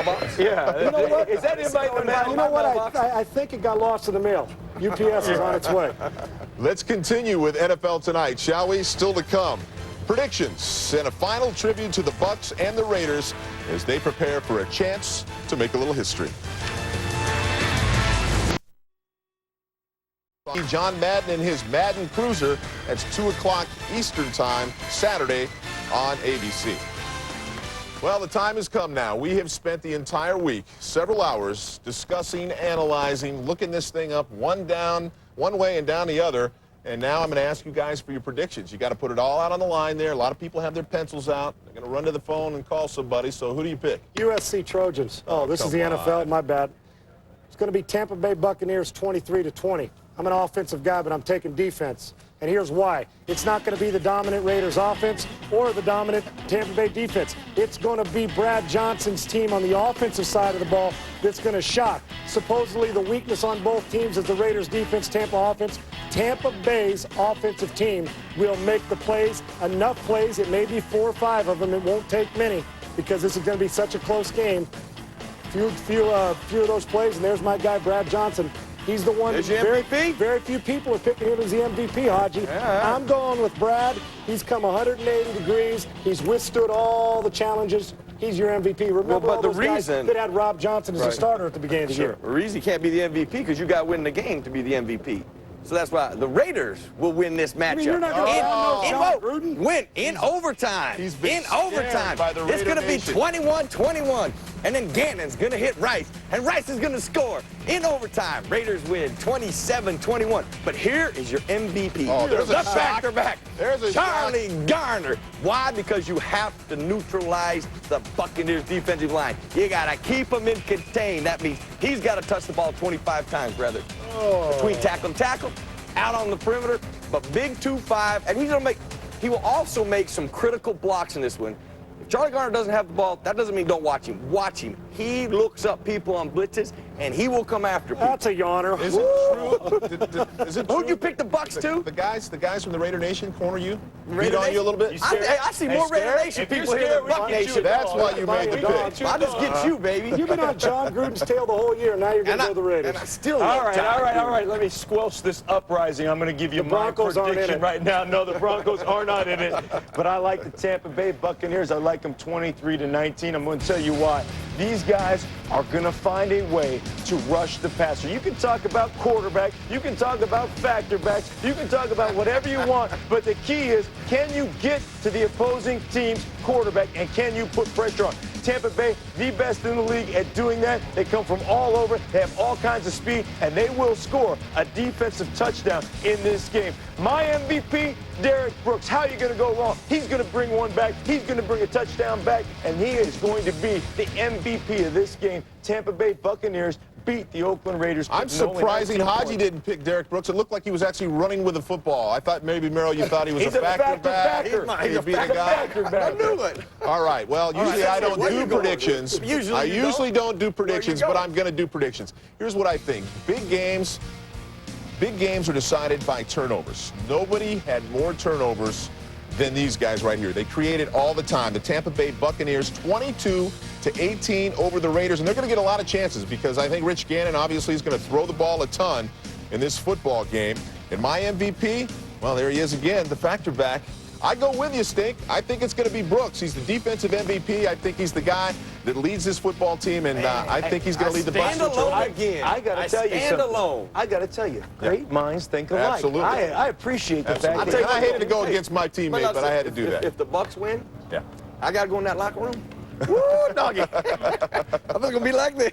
Hey, before we say goodbye, one of the things I think we need to do is thank everybody that's associated with putting NFL Tonight on the air. We spend so much time, 5 days a week, talking about the NFL, and it's just not us.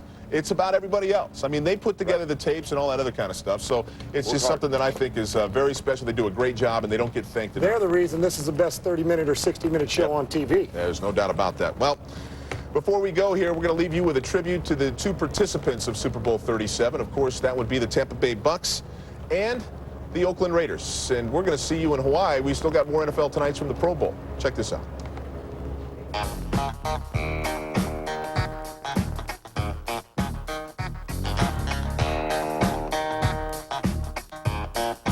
Very superstitious, writings on the wall. Very superstitious, letters about to fall. 13-month-old baby broke the looking glass. 7 years of bad luck, and good things in your past. When you believe in things that you don't understand, and you suffer. Superstition ain't the way. Yeah.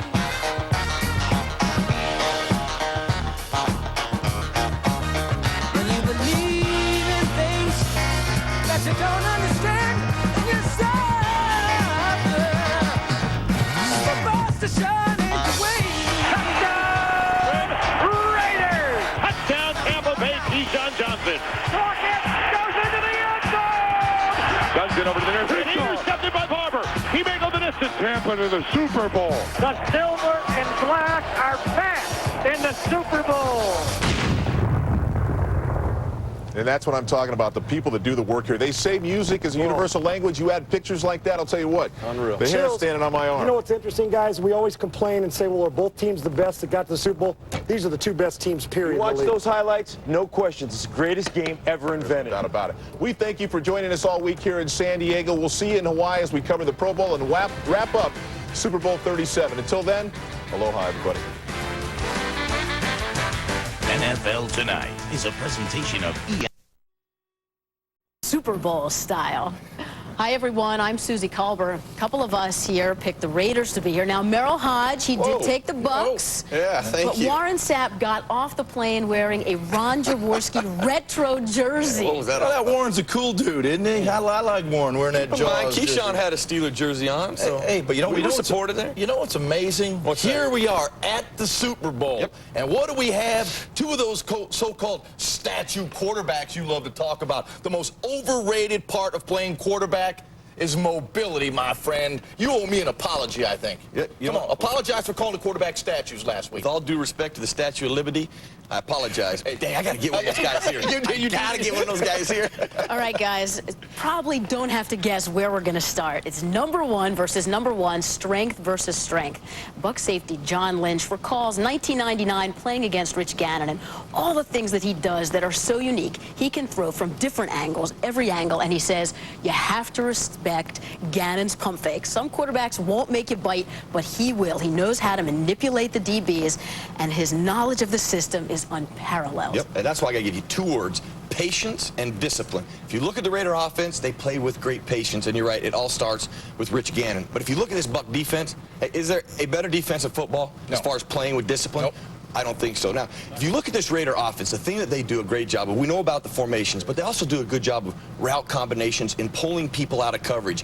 People will play zone, and they'll take one guy, they'll remove him from the area of the coverage, and then they attack you. Now, I went back and looked at the Ram game. Reason? They play the Buck cover 2. So I want to see how the Rams went about playing. You know what? They did not come after Gannon. They played coverage. And it doesn't matter who you are. The Raiders will still make you play. They force you to play with great discipline. And all it takes is one guy to make a mistake. Rich Gannon will make you pay.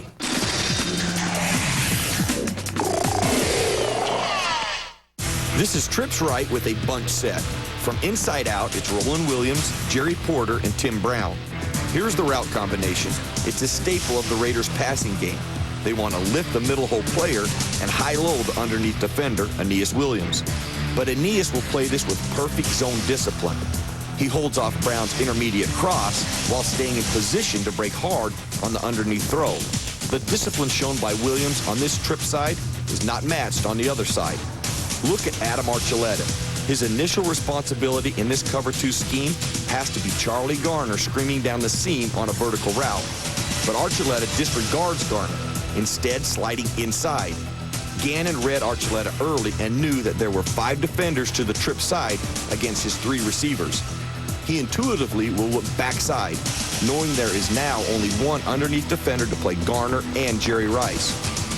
The corner, now forced to react to Garner, abandons his outside responsibility. Gannon starts front side and comes all the way across the field backside. That's hard to do.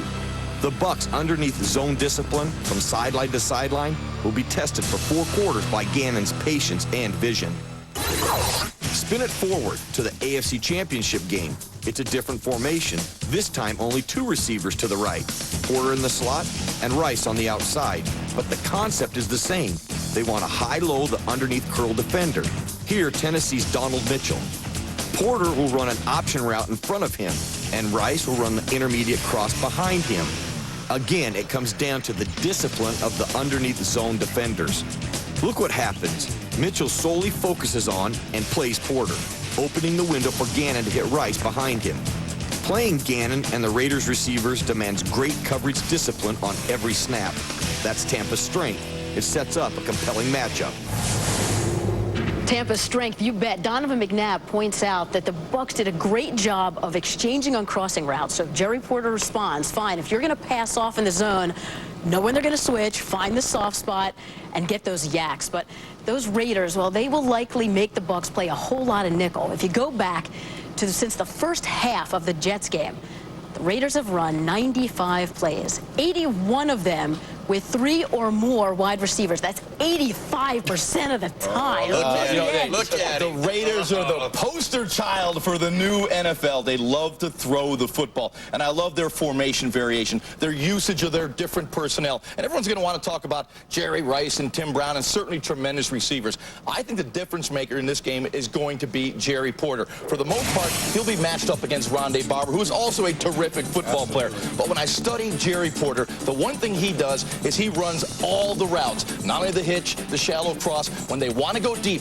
he'll run the corner route. He'll run the skinny post or the seam route. He's the guy they look to for the big plays. The last 2 games, playoff games, 10 catches, 175 yards. Obviously, Rich Gannon's looking for Porter. But, you know, I think in this matchup, he draws one of their best cover guys, so I don't think it's easy. But I do agree with you in the 3 wide receiver set. In fact, I believe the Raiders have to come out and use that no huddle, because if you do that, you're going to get known fronts, known coverages, and when you get that, I mean, these receivers and Rich Gannon can beat you. But I think the guy that could be big is Doug Jolly, the tight end. As I have studied the 3 wide receiver set with the Raiders and then the Bucs, make the safeties play for Tampa Bay. Make John Lynch play. Now, John Lynch is going to come down there and he's going to take your head off. But you know what? Yeah. He's not a good cover guy, so make him cover throughout the passing game. Yeah, and the one thing I think you can expect from the Bucs is what they did back in the 1999 championship game against the Rams. Brought John Lynch down in the box, played that 5 underneath, took away those short passing lanes, squeezed the windows, make Gannon force the ball into those tight areas. You know what? Rondé Barber will be the first one to tell you he's not going to look like he's going to win any of those matchups on paper, but he said they'll play nickel all day long. Yep. He loves to line up in the slot. All right, so what about the Raiders' run game? Will they find any consistency in this one? We'll continue with that as we roll on from Embarcadero Marina Park in Southern California.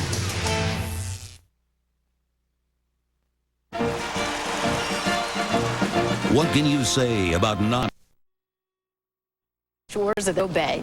From Kurt Warner to Mike Vick, the Bucs have made some pretty good quarterbacks look pretty bad this season. Overall QB rating, 48.4. And they improved in the postseason. Jeff Garcia, Donovan McNabb, 48.2. And now here comes the wise old veteran. It seems as he can get rid of the ball before you can get off the ball. Both sides have their hands full. Oh, this is going to be a wonderful matchup. But let me give you an example of how good those Buccaneers pass defense numbers are. That 48.4 that you talked about. And to give you a real-life example, look at the Philadelphia Eagles, who are sending 3 defensive backs to the Pro Bowl. The quarterback rating against the Eagles defense was 76.4, almost a 30-point difference. Monty Kiffin has done a terrific job of orchestrating that defense. And as Merrill said a moment ago, they play with tremendous discipline. And against Philadelphia last week, I'm watching the game, and you kind of get the impression that they were blitzing a lot because there was pressure on McNabb all day long. I couldn't wait to get to San Diego and plug the tape in. I broke it down, and in that game, the Bucs blitzed only 7 times, and we catalog a blitz here at the matchup show as bringing 5 or more after the quarterback. Well, when I thought there were all those blitzes, I was dead wrong. Only 7 of them. The reason it looked like there was so many of them because the D-line of the Bucs was so disruptive.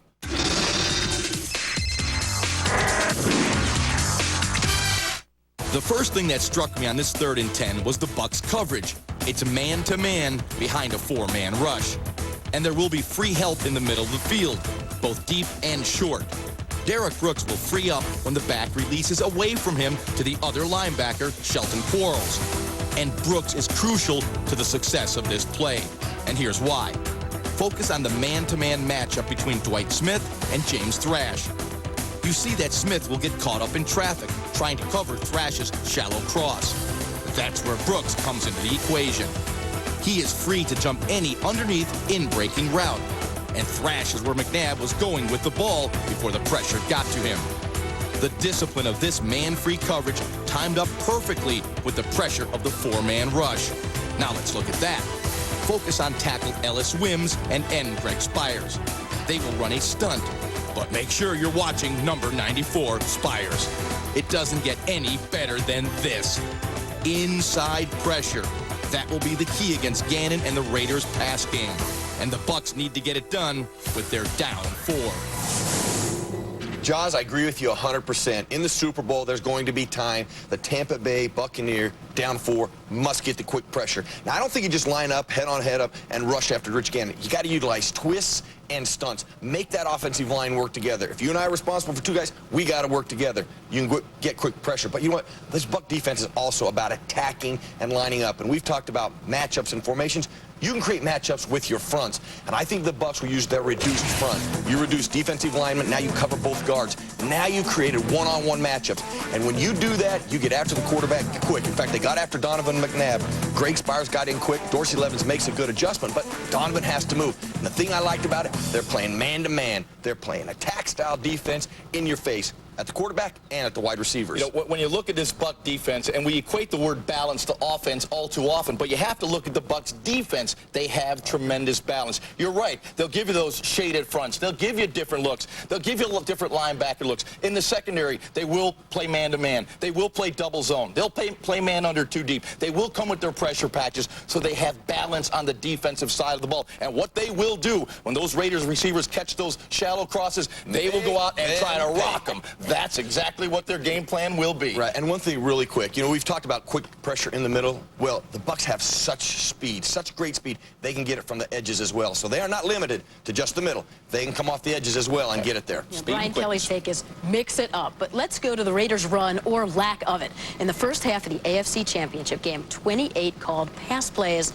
1 run. So it brings up the question, can you consistently break down a great defense if you're one-dimensional, even if you choose to be? Well, Mark Trestman responds, I don't know. And he said throughout the week he promises to work equally on pass and run. Don't buy into that. Don't buy into that. I will answer for Mark Trestman. Oh, sure. No way. You cannot beat this Buc defense by purely throwing the football. Now, you've watched the Buc defense. If there's one weakness, what would it be? They don't have one. They don't have one. Listen, you can run on the Buc defense. You got massive offensive. You know what? That's an illusion. If you come into the Super Bowl with massive offensive line, you can play smash mouth. And you know the one weakness has been, you know what? You can run on the Bucs, and you don't do it, then you don't deserve to win the Super Bowl. Let me take you back to the New York Jets game in the playoffs. You're talking about the Jets. We're talking about an offensive design. The Jets in that game, when you look at what the Raiders did to their defense, the Raiders in the first half had 12 called passes. The Raiders had 13 called runs. It was 10-10 at halftime. The only thing that you do when you run the football is keep the game close. The Raiders knew they were the better team since then. Susie's giving you the numbers. They are throwing the football. They will come out throwing the football. I will tell you this. If you're going to tell me the Jets defense like the Buc defense, you need to look at more tape, my friend. Well, you come out and you do what you do best. You throw the football. Foundation remains the same. Battle cry all week from the Bucs will be number 1, stop the run, stop that number 25. They get it. You got to be kidding. Straight ahead, we'll tackle the other side of the ball and address the John Gruden factor. Oh, we know about 4 draft picks, $8 million, lots of swampland. Was it all worth it? As the guys will tell you, absolutely. Edge NFL matchup rolls on.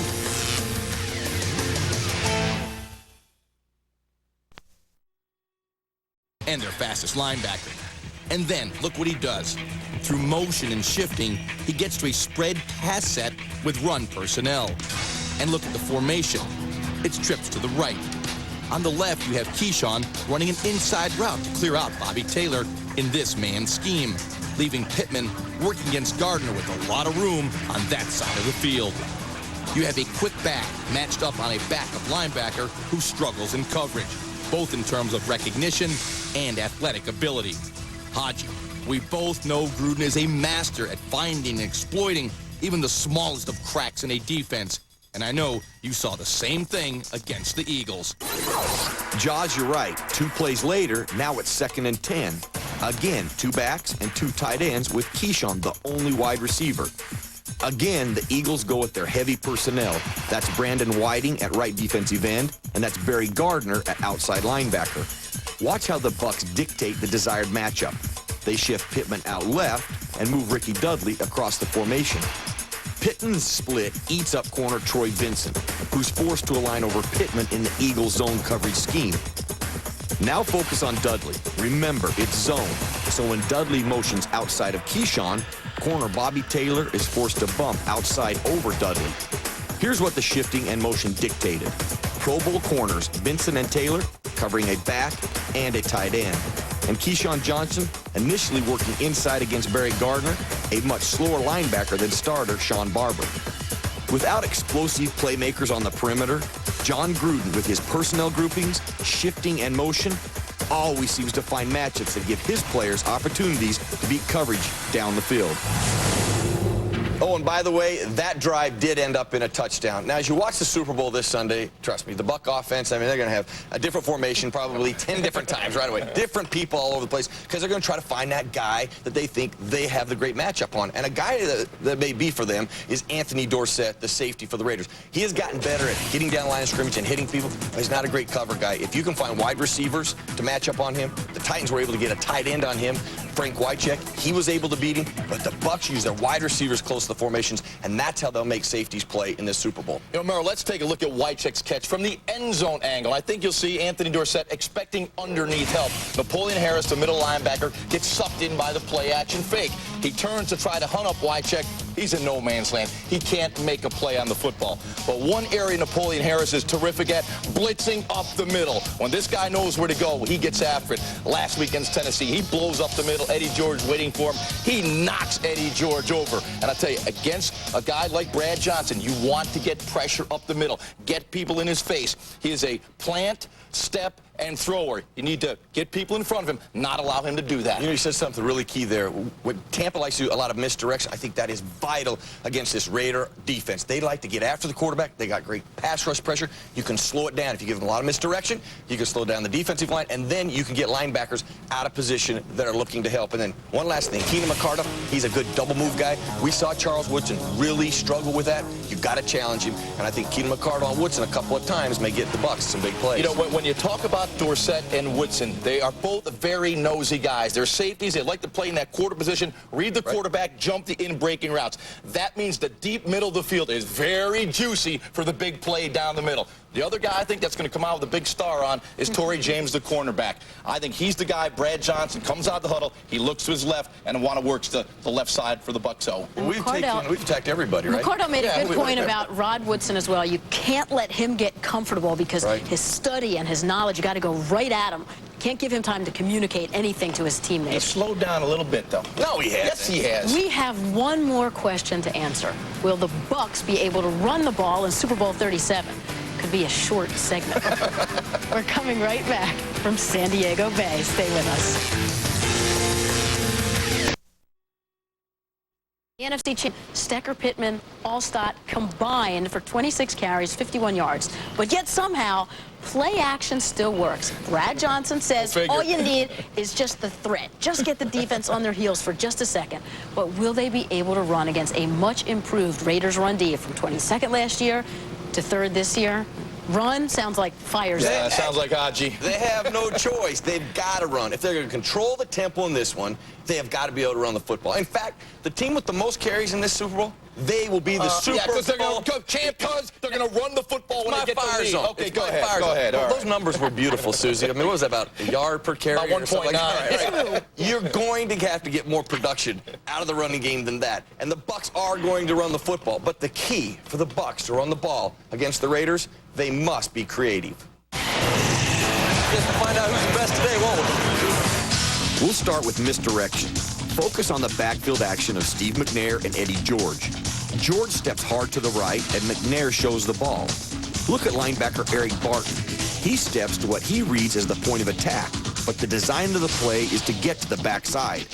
The action influenced and held Barton, helping to open a big hole for George. Now let's turn to counter, another form of misdirection. Here, the fullback will be blocking Bill Romanowski from play side. It allows him to get on Romanowski quicker than if he came across the formation. As a result, he is able to initiate contact on the defensive side of the ball. This also allows the guard more room to lead George to the second level. 2 successful runs with a misdirection element. Finally, lead draw. A delay run off pass action that creates hesitation in rookie middle linebacker Napoleon Harris.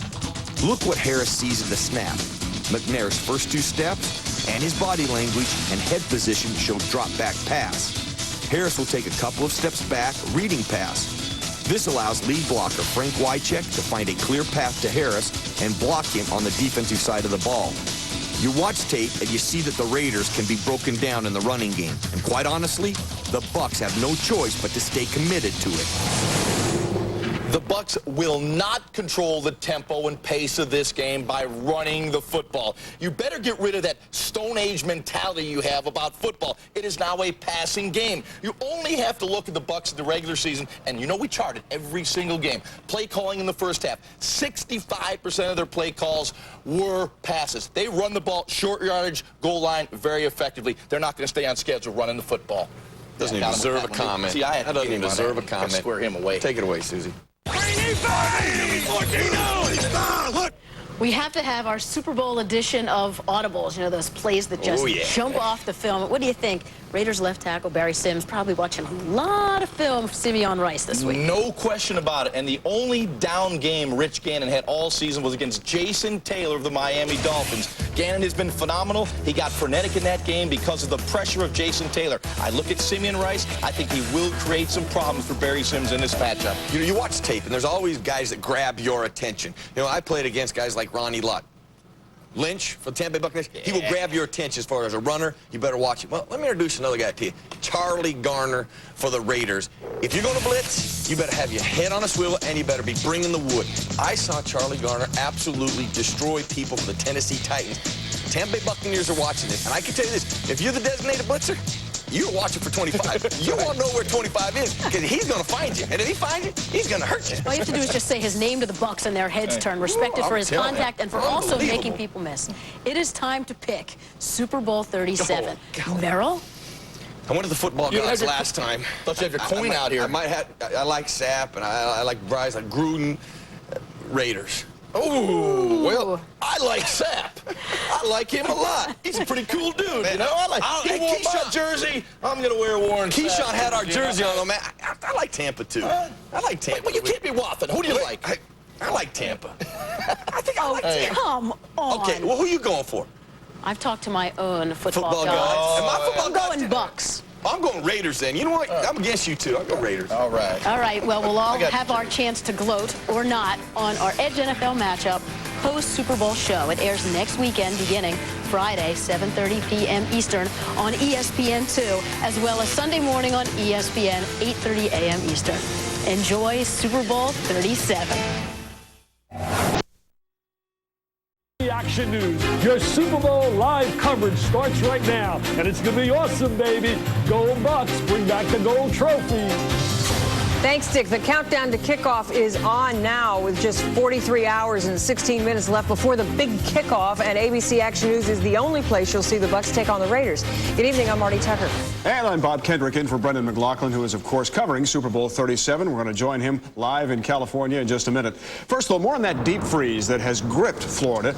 It was actually snow in... He sidled up to the coveted Vince Lombardi trophy for pictures in San Diego today. Looks pretty good. Looks natural, doesn't it? Yep. Our live team coverage of Super Bowl 37 continues right now with ABC Action News anchor Brendan McLaughlin live from San Diego, where we are finally getting down to the nitty-gritty of what this week is all about, Brendan. Finally, yeah.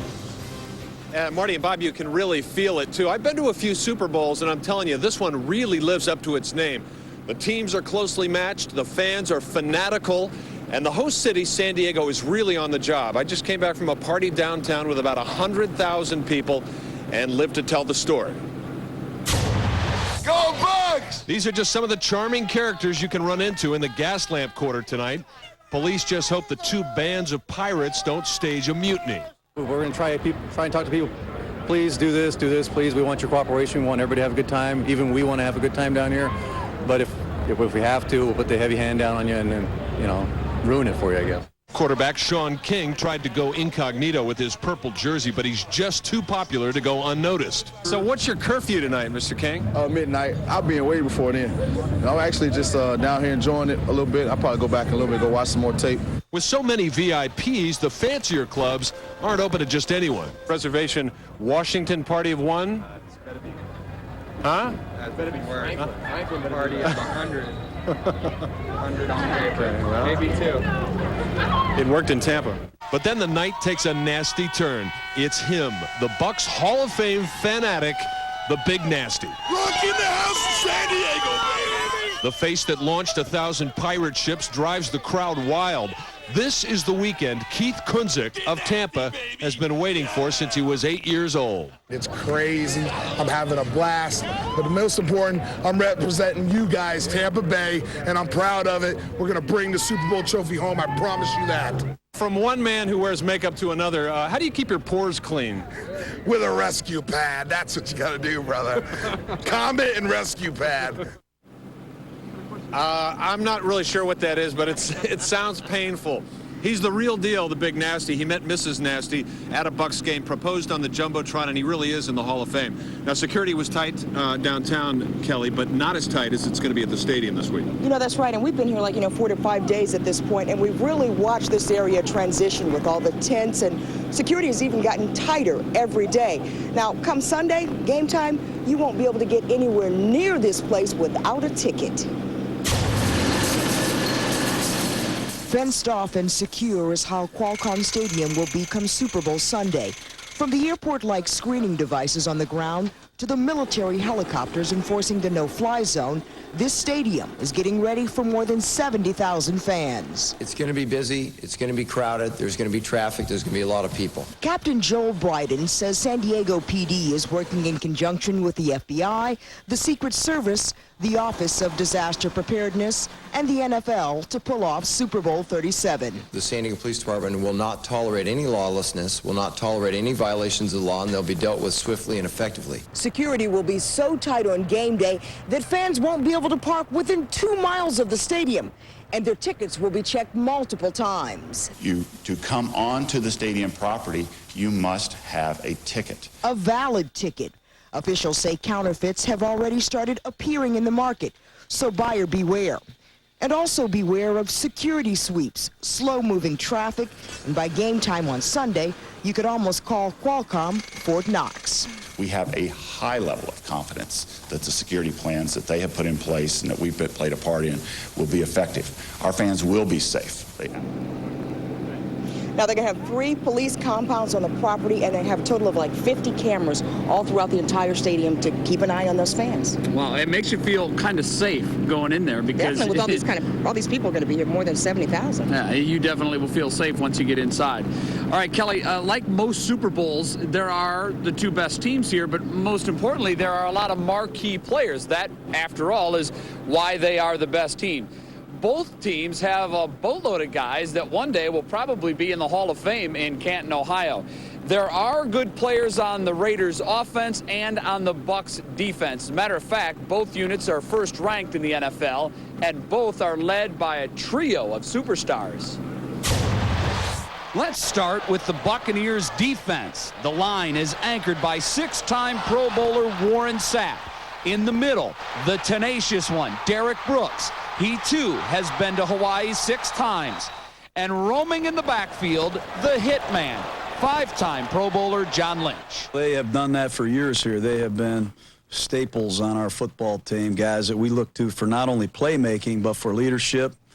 Those are great players. I expect them, I'm sure a lot of you do, too, to be in the Hall of Fame someday. But the Raiders on offense, starting with the greatest receiver of all time, 12-time Pro Bowler Jerry Rice. You know, Jerry's my idol. He's a guy that when I was with the 49ers my first year in the NFL, I couldn't believe what I saw. They also come at you with 9-time Pro Bowler Tim Brown and delivering the ball to both 3-time All-Pro and the NFL's most valuable player, quarterback Rich Gannon.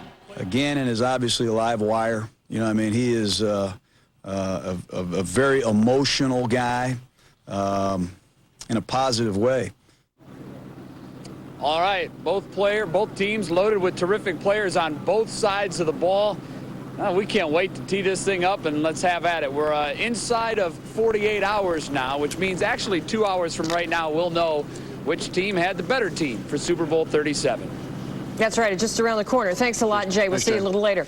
Just win, baby. That's what California Governor Gray Davis had to say to the Oakland Raiders today. Now, after that, he placed his wager with Governor Jeb Bush.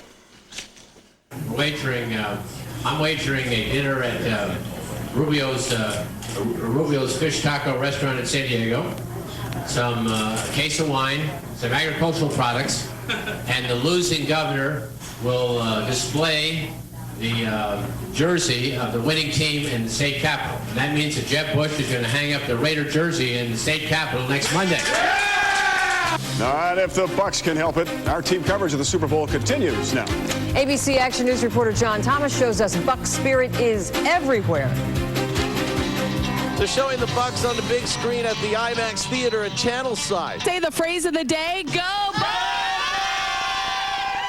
Every radio show like Star 95.7's Christy Knight is talking Bucs. It's total madness. I mean, it really is cool to see the community unite and everybody pull together, even in this cold weather. There's even Bucs birthday parties like this one at Pop City. What do you say when you cheer for the Bucs? Go Bucs! But you know, with all this Bucs stuff going on, I can't do all this myself. I need some help. Mr. Dorothy, we want to know what you think about the Bucs. They're going to win. You got to tell him that. They're going to win. Hey, thanks for the help. And speaking of help, look who's greeting people at the Florida Aquarium. This is Scuba. Scuba's a pretty good Bucs fan, and so is Jackson. You're Scuba. What do you think the prediction of the game? What do you think it's going to be? Jackson, what do you think? Bucs game prediction. No, if you want a solid, hard-hitting prediction of the outcome of the game, this is where you're going to find it. The Professional Bull Riders Series at the St. Pete Times Forum. In this shoot from Northern California, Jason Nunamaker.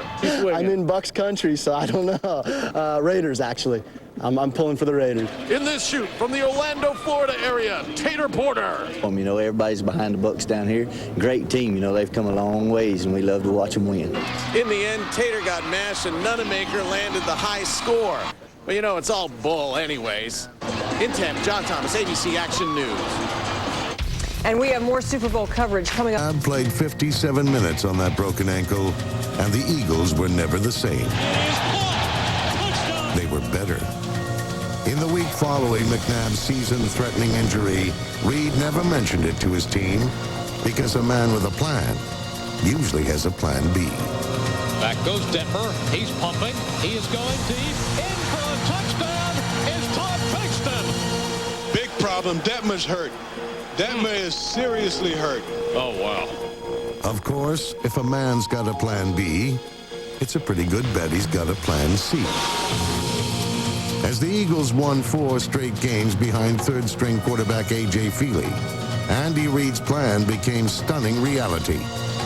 In the era of the quick fix, the Eagles had built a powerhouse. It's time to unleash the dogs of war. Go forth into battle and claim your prize. With a defense that led the league in sacks and sent 3/4 of its secondary to the Pro Bowl, the Eagles were football's most complete team. It's a fake, and it goes on the pitch. Running with the football wide open, getting a block is Brian Dawkins. Dawkins across. For the first time in team history, the Eagles won the NFC East Division in back-to-back seasons. Give yourself a little hand. Give yourself a little hand. 2 in a row. Hey, you know what, though? A little more history to make, though, right? The road to the Super Bowl would run through Philadelphia in the final season at Veterans Stadium. He is firing. It's intercepted. It's intercepted by Bobby Taylor. Down the right side to the 10, to the 5. Bobby Taylor for the touchdown. Everything was going just according to plan for the NFL's Coach of the Year. In McNabb's return, the Eagles ensured that the last football game ever played at the Vet would be a championship game. And the Eagles, for the second year in a row, have advanced to the NFC Championship. Great job. Business isn't done, though, right? We all know that. Hey, that's right. We're starting with one more, though, next week. In Tennessee, Jeff Fisher's plan had a familiar ring. Beat your opponent, literally. Knock your ass in the dirt. Let's go. Leave somebody laying on the ground. His message was clear, but the call wasn't quite getting through. The Titans lost 4 of their first 5 games. With Eddie George struggling to recover from foot problems, Fisher was forced to dial a different number. Hello, operator. Can you give me number 9? I'll see you later. Can you give me back my dime? McNair. Play action, runs into the blitz, gets away, spinning him down, he gets away again. Scioli, and he's going to run for the first down. Dead, Burden, yes! Way to go, Nine! Way to go, baby! Steve McNair absorbed so much punishment that by season's end he could not practice. But on game day, no player did more for his team than number 9. McNair breaks a tackle. 10, 5, touchdown! So let's everybody settle down. Play as a team here. Let's play as a team. Let's together. McNair personified a team whose season began so ugly that the owner publicly questioned whether Fisher was being outcoached. But Fisher never set out to win pretty. By season's end, his appearance had changed, but his message hadn't. Let's light somebody up now. Come on, get off the blocks and tackle. Knock your somebody laying on the ground! The Titans scratched their way to 10 wins in their final 11 games.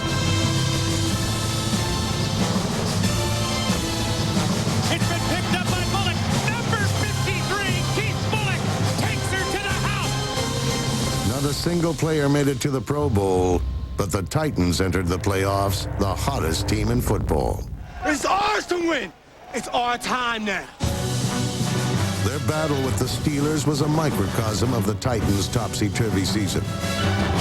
Eddie George left the game with a concussion, and the Titans' hopes appeared to be slipping away. 30 minutes! This is it! 30 minutes! Now come on, play! Eddie gone, baby. Let's get Eddie going. Let's go. He's gone, baby. He's gone. We're going to get them a 9 next. We got to go get 9. Ain't no doubt about that. The Steelers pounded Steve McNair and bloodied his thumb, but they never did get him.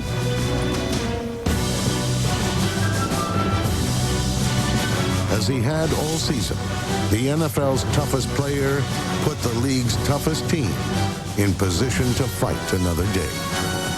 Edney again. Can he do it? Snap. Set. Kick. Yes! Joe Edney sends Tennessee to the AFC Championship game. Just remember where we were at 1-4 and where you are now, okay? Because it makes it that much sweeter. It's that much sweeter. Hey, take your pads off. And I don't want to break the other thumb, but catch that one, man. The battered quarterback and his grizzled coach had proven that winning ugly could be a thing of beauty.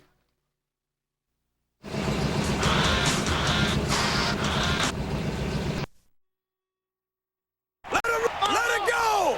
Let it out of your ass!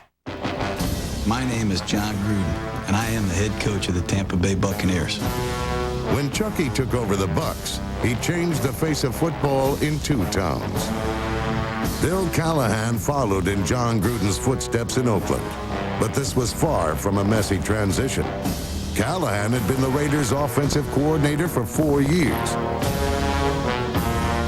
He made a big splash with the players and with owner Al Davis, who likes to be prepared for rainy days by stockpiling his team with proven veterans who have weathered NFL storms. Hey, you guys look scared down there! Don't be afraid, Jerry! Who you think you're talking to, rookies? You're not talking to rookies here, my man. The milestones accumulated in Oakland. Tim Brown caught his 1,000th pass, while Jerry Rice became the league's all-time leader in yards from scrimmage and scored his 200th touchdown. But it was the man throwing all those passes who really put up big numbers. League MVP Rich Gannon threw for over 4,000 yards and set a single-season record for completions. Gannon back, looks end zone, pressured, and he's going to run, cut back in the middle. Brooks attacking him, goes into the end zone.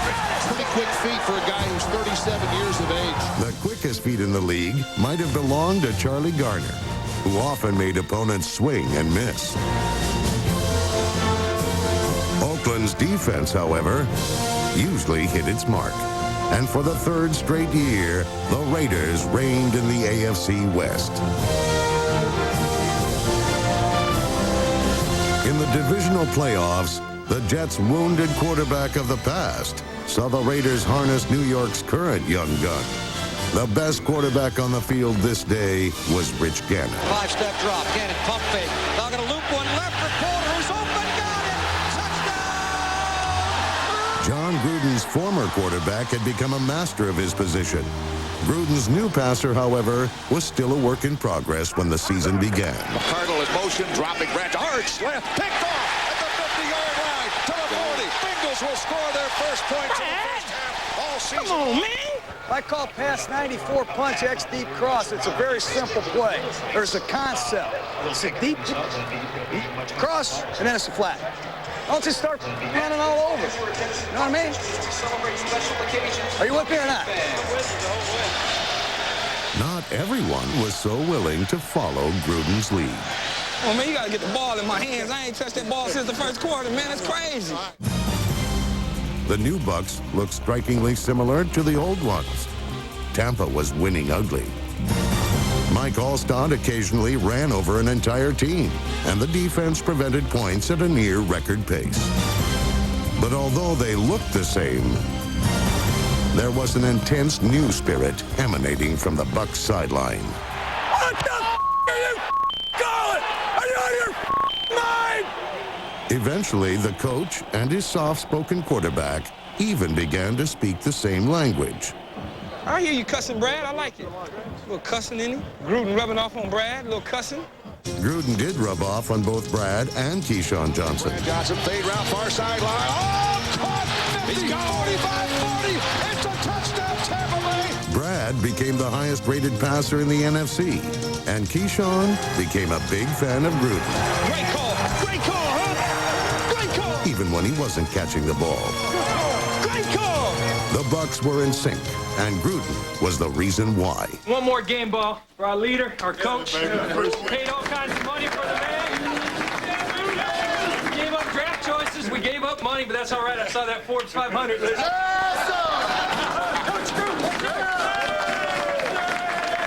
Gruden won over the team and the town and taught them that a winner doesn't back down from a pretender. Shut your ass up. All that screaming. Play football. Man, you a fake-ass John Randall. Shut your ass up. Screaming and fake John Randall. Sorry, Brad, I'm going to get you killed, but sorry about that. Actually, Brad Johnson was much safer than any quarterback who had to face the Bucs. Even football's fastest phenom was no match for the NFL's #1 ranked defense. How fast is that defense, man? I can't even set up the throw. I can't even set up. Every opponent was fair game.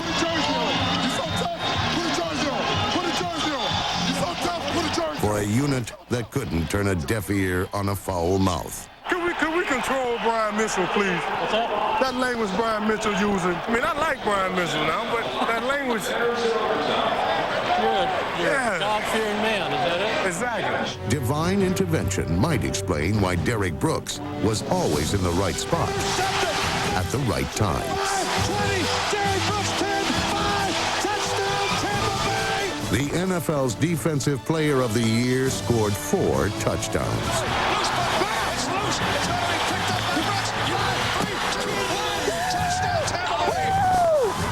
So lucky, man. Why can't it be good? Why can't it be in the right place at the right time? Oh, not all the time. In the divisional playoffs, the Bucs continued to be both lucky and good. Terrell Owens tries to make a catch. Ball deflects out of his hands. Taken by Tampa Bay, and they've got another turnover.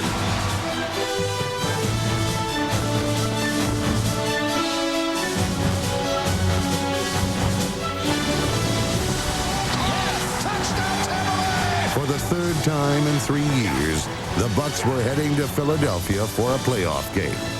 But this time, Chucky would lead the charge.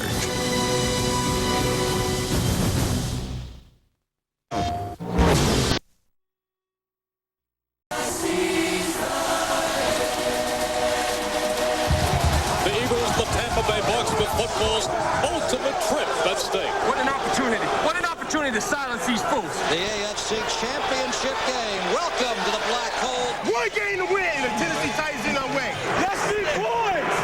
Be boys. And let's go to our destiny. Here I am, this is me. I come into this world so wild and free. Here I am, so young and strong, right here in the place where I belong. 1, 2, 3, win! 35-40, gets a block, he's in midfield, he's at the 40, cuts back again, finally tackled inside the Bucs 30, all the way down to the 25-yard line. And that's the way you start off a championship football game. Backs in the eye, slot to the near side. Running play, Deuce Staley up the middle. He's at the 15, the 10, cuts back at the 5, touchdown, Deuce Staley. It's 7-0 on the road. The Eagles, a tough team to beat when they score first. Rich Gannon really on a roll to begin this game. And that's Eternity. Now throws, caught, Porter, touchdown.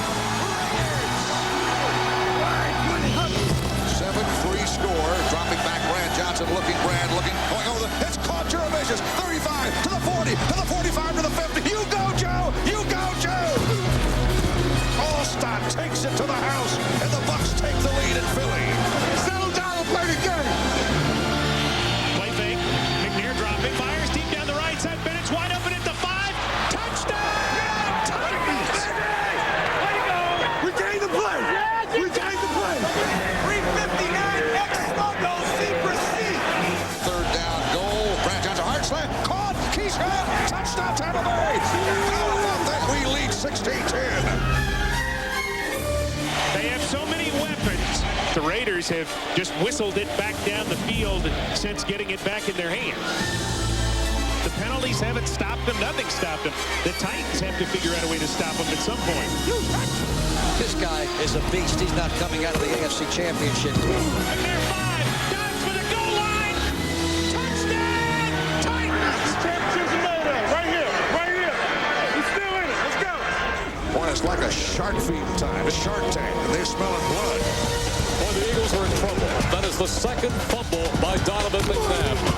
This has been a suffocating Tampa Bay defense. Keep it up. Keep it up. Let's go. Keep it up. Come on. Let's go. So Tennessee, with these 2 fumbles, this is certainly not how you win a championship game. Put the pressure on him. They'll burst. They'll burst. Keep the pressure on him. 15 minutes to play for a trip to the Super Bowl. It's Oakland 27, Tennessee 24. The toughest man in football, right there. That's what I'm saying, Steve. That's what I'm saying. Take him on your back. First down goal for the Tampa Bucs. 3:27 to go in the half. Dropping from that's intercepted. And the 10 to the 20. Garbage coast to coast. Nobody's going to touch him. Rodney Barber, 10-5. Touchdown, Tampa Bay. We're going to San Diego. San Diego, we come. Go home, Eagle fans. Head to the exits right now. They set the bet down. No more bet. Again, it looks left. Nobody open. He can run for the end zone. Here he goes. Get it into the end zone. Touchdown. There's a handoff to Crockett up the middle. Crockett goes into the end zone. Touchdown. Raiders. And Zach Crockett has run the Raiders to Super Bowl 37. Ain't no stopping us now, baby. Now I can't go on.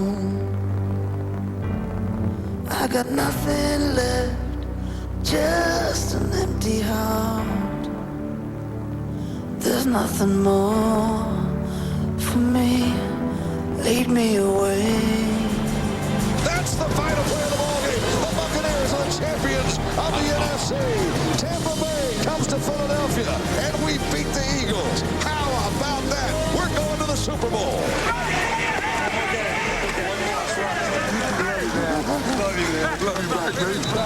The 2-decade drought is over, America.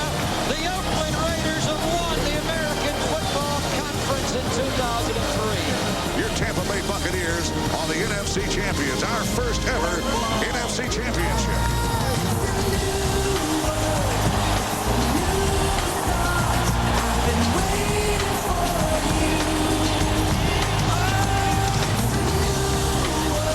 On the road to the Super Bowl, only 2 teams remain. Now, they compete for a prize that only one can win. Stand up and celebrate and say hallelujah. Tampa Bay is heading to the promised land, San Diego, California.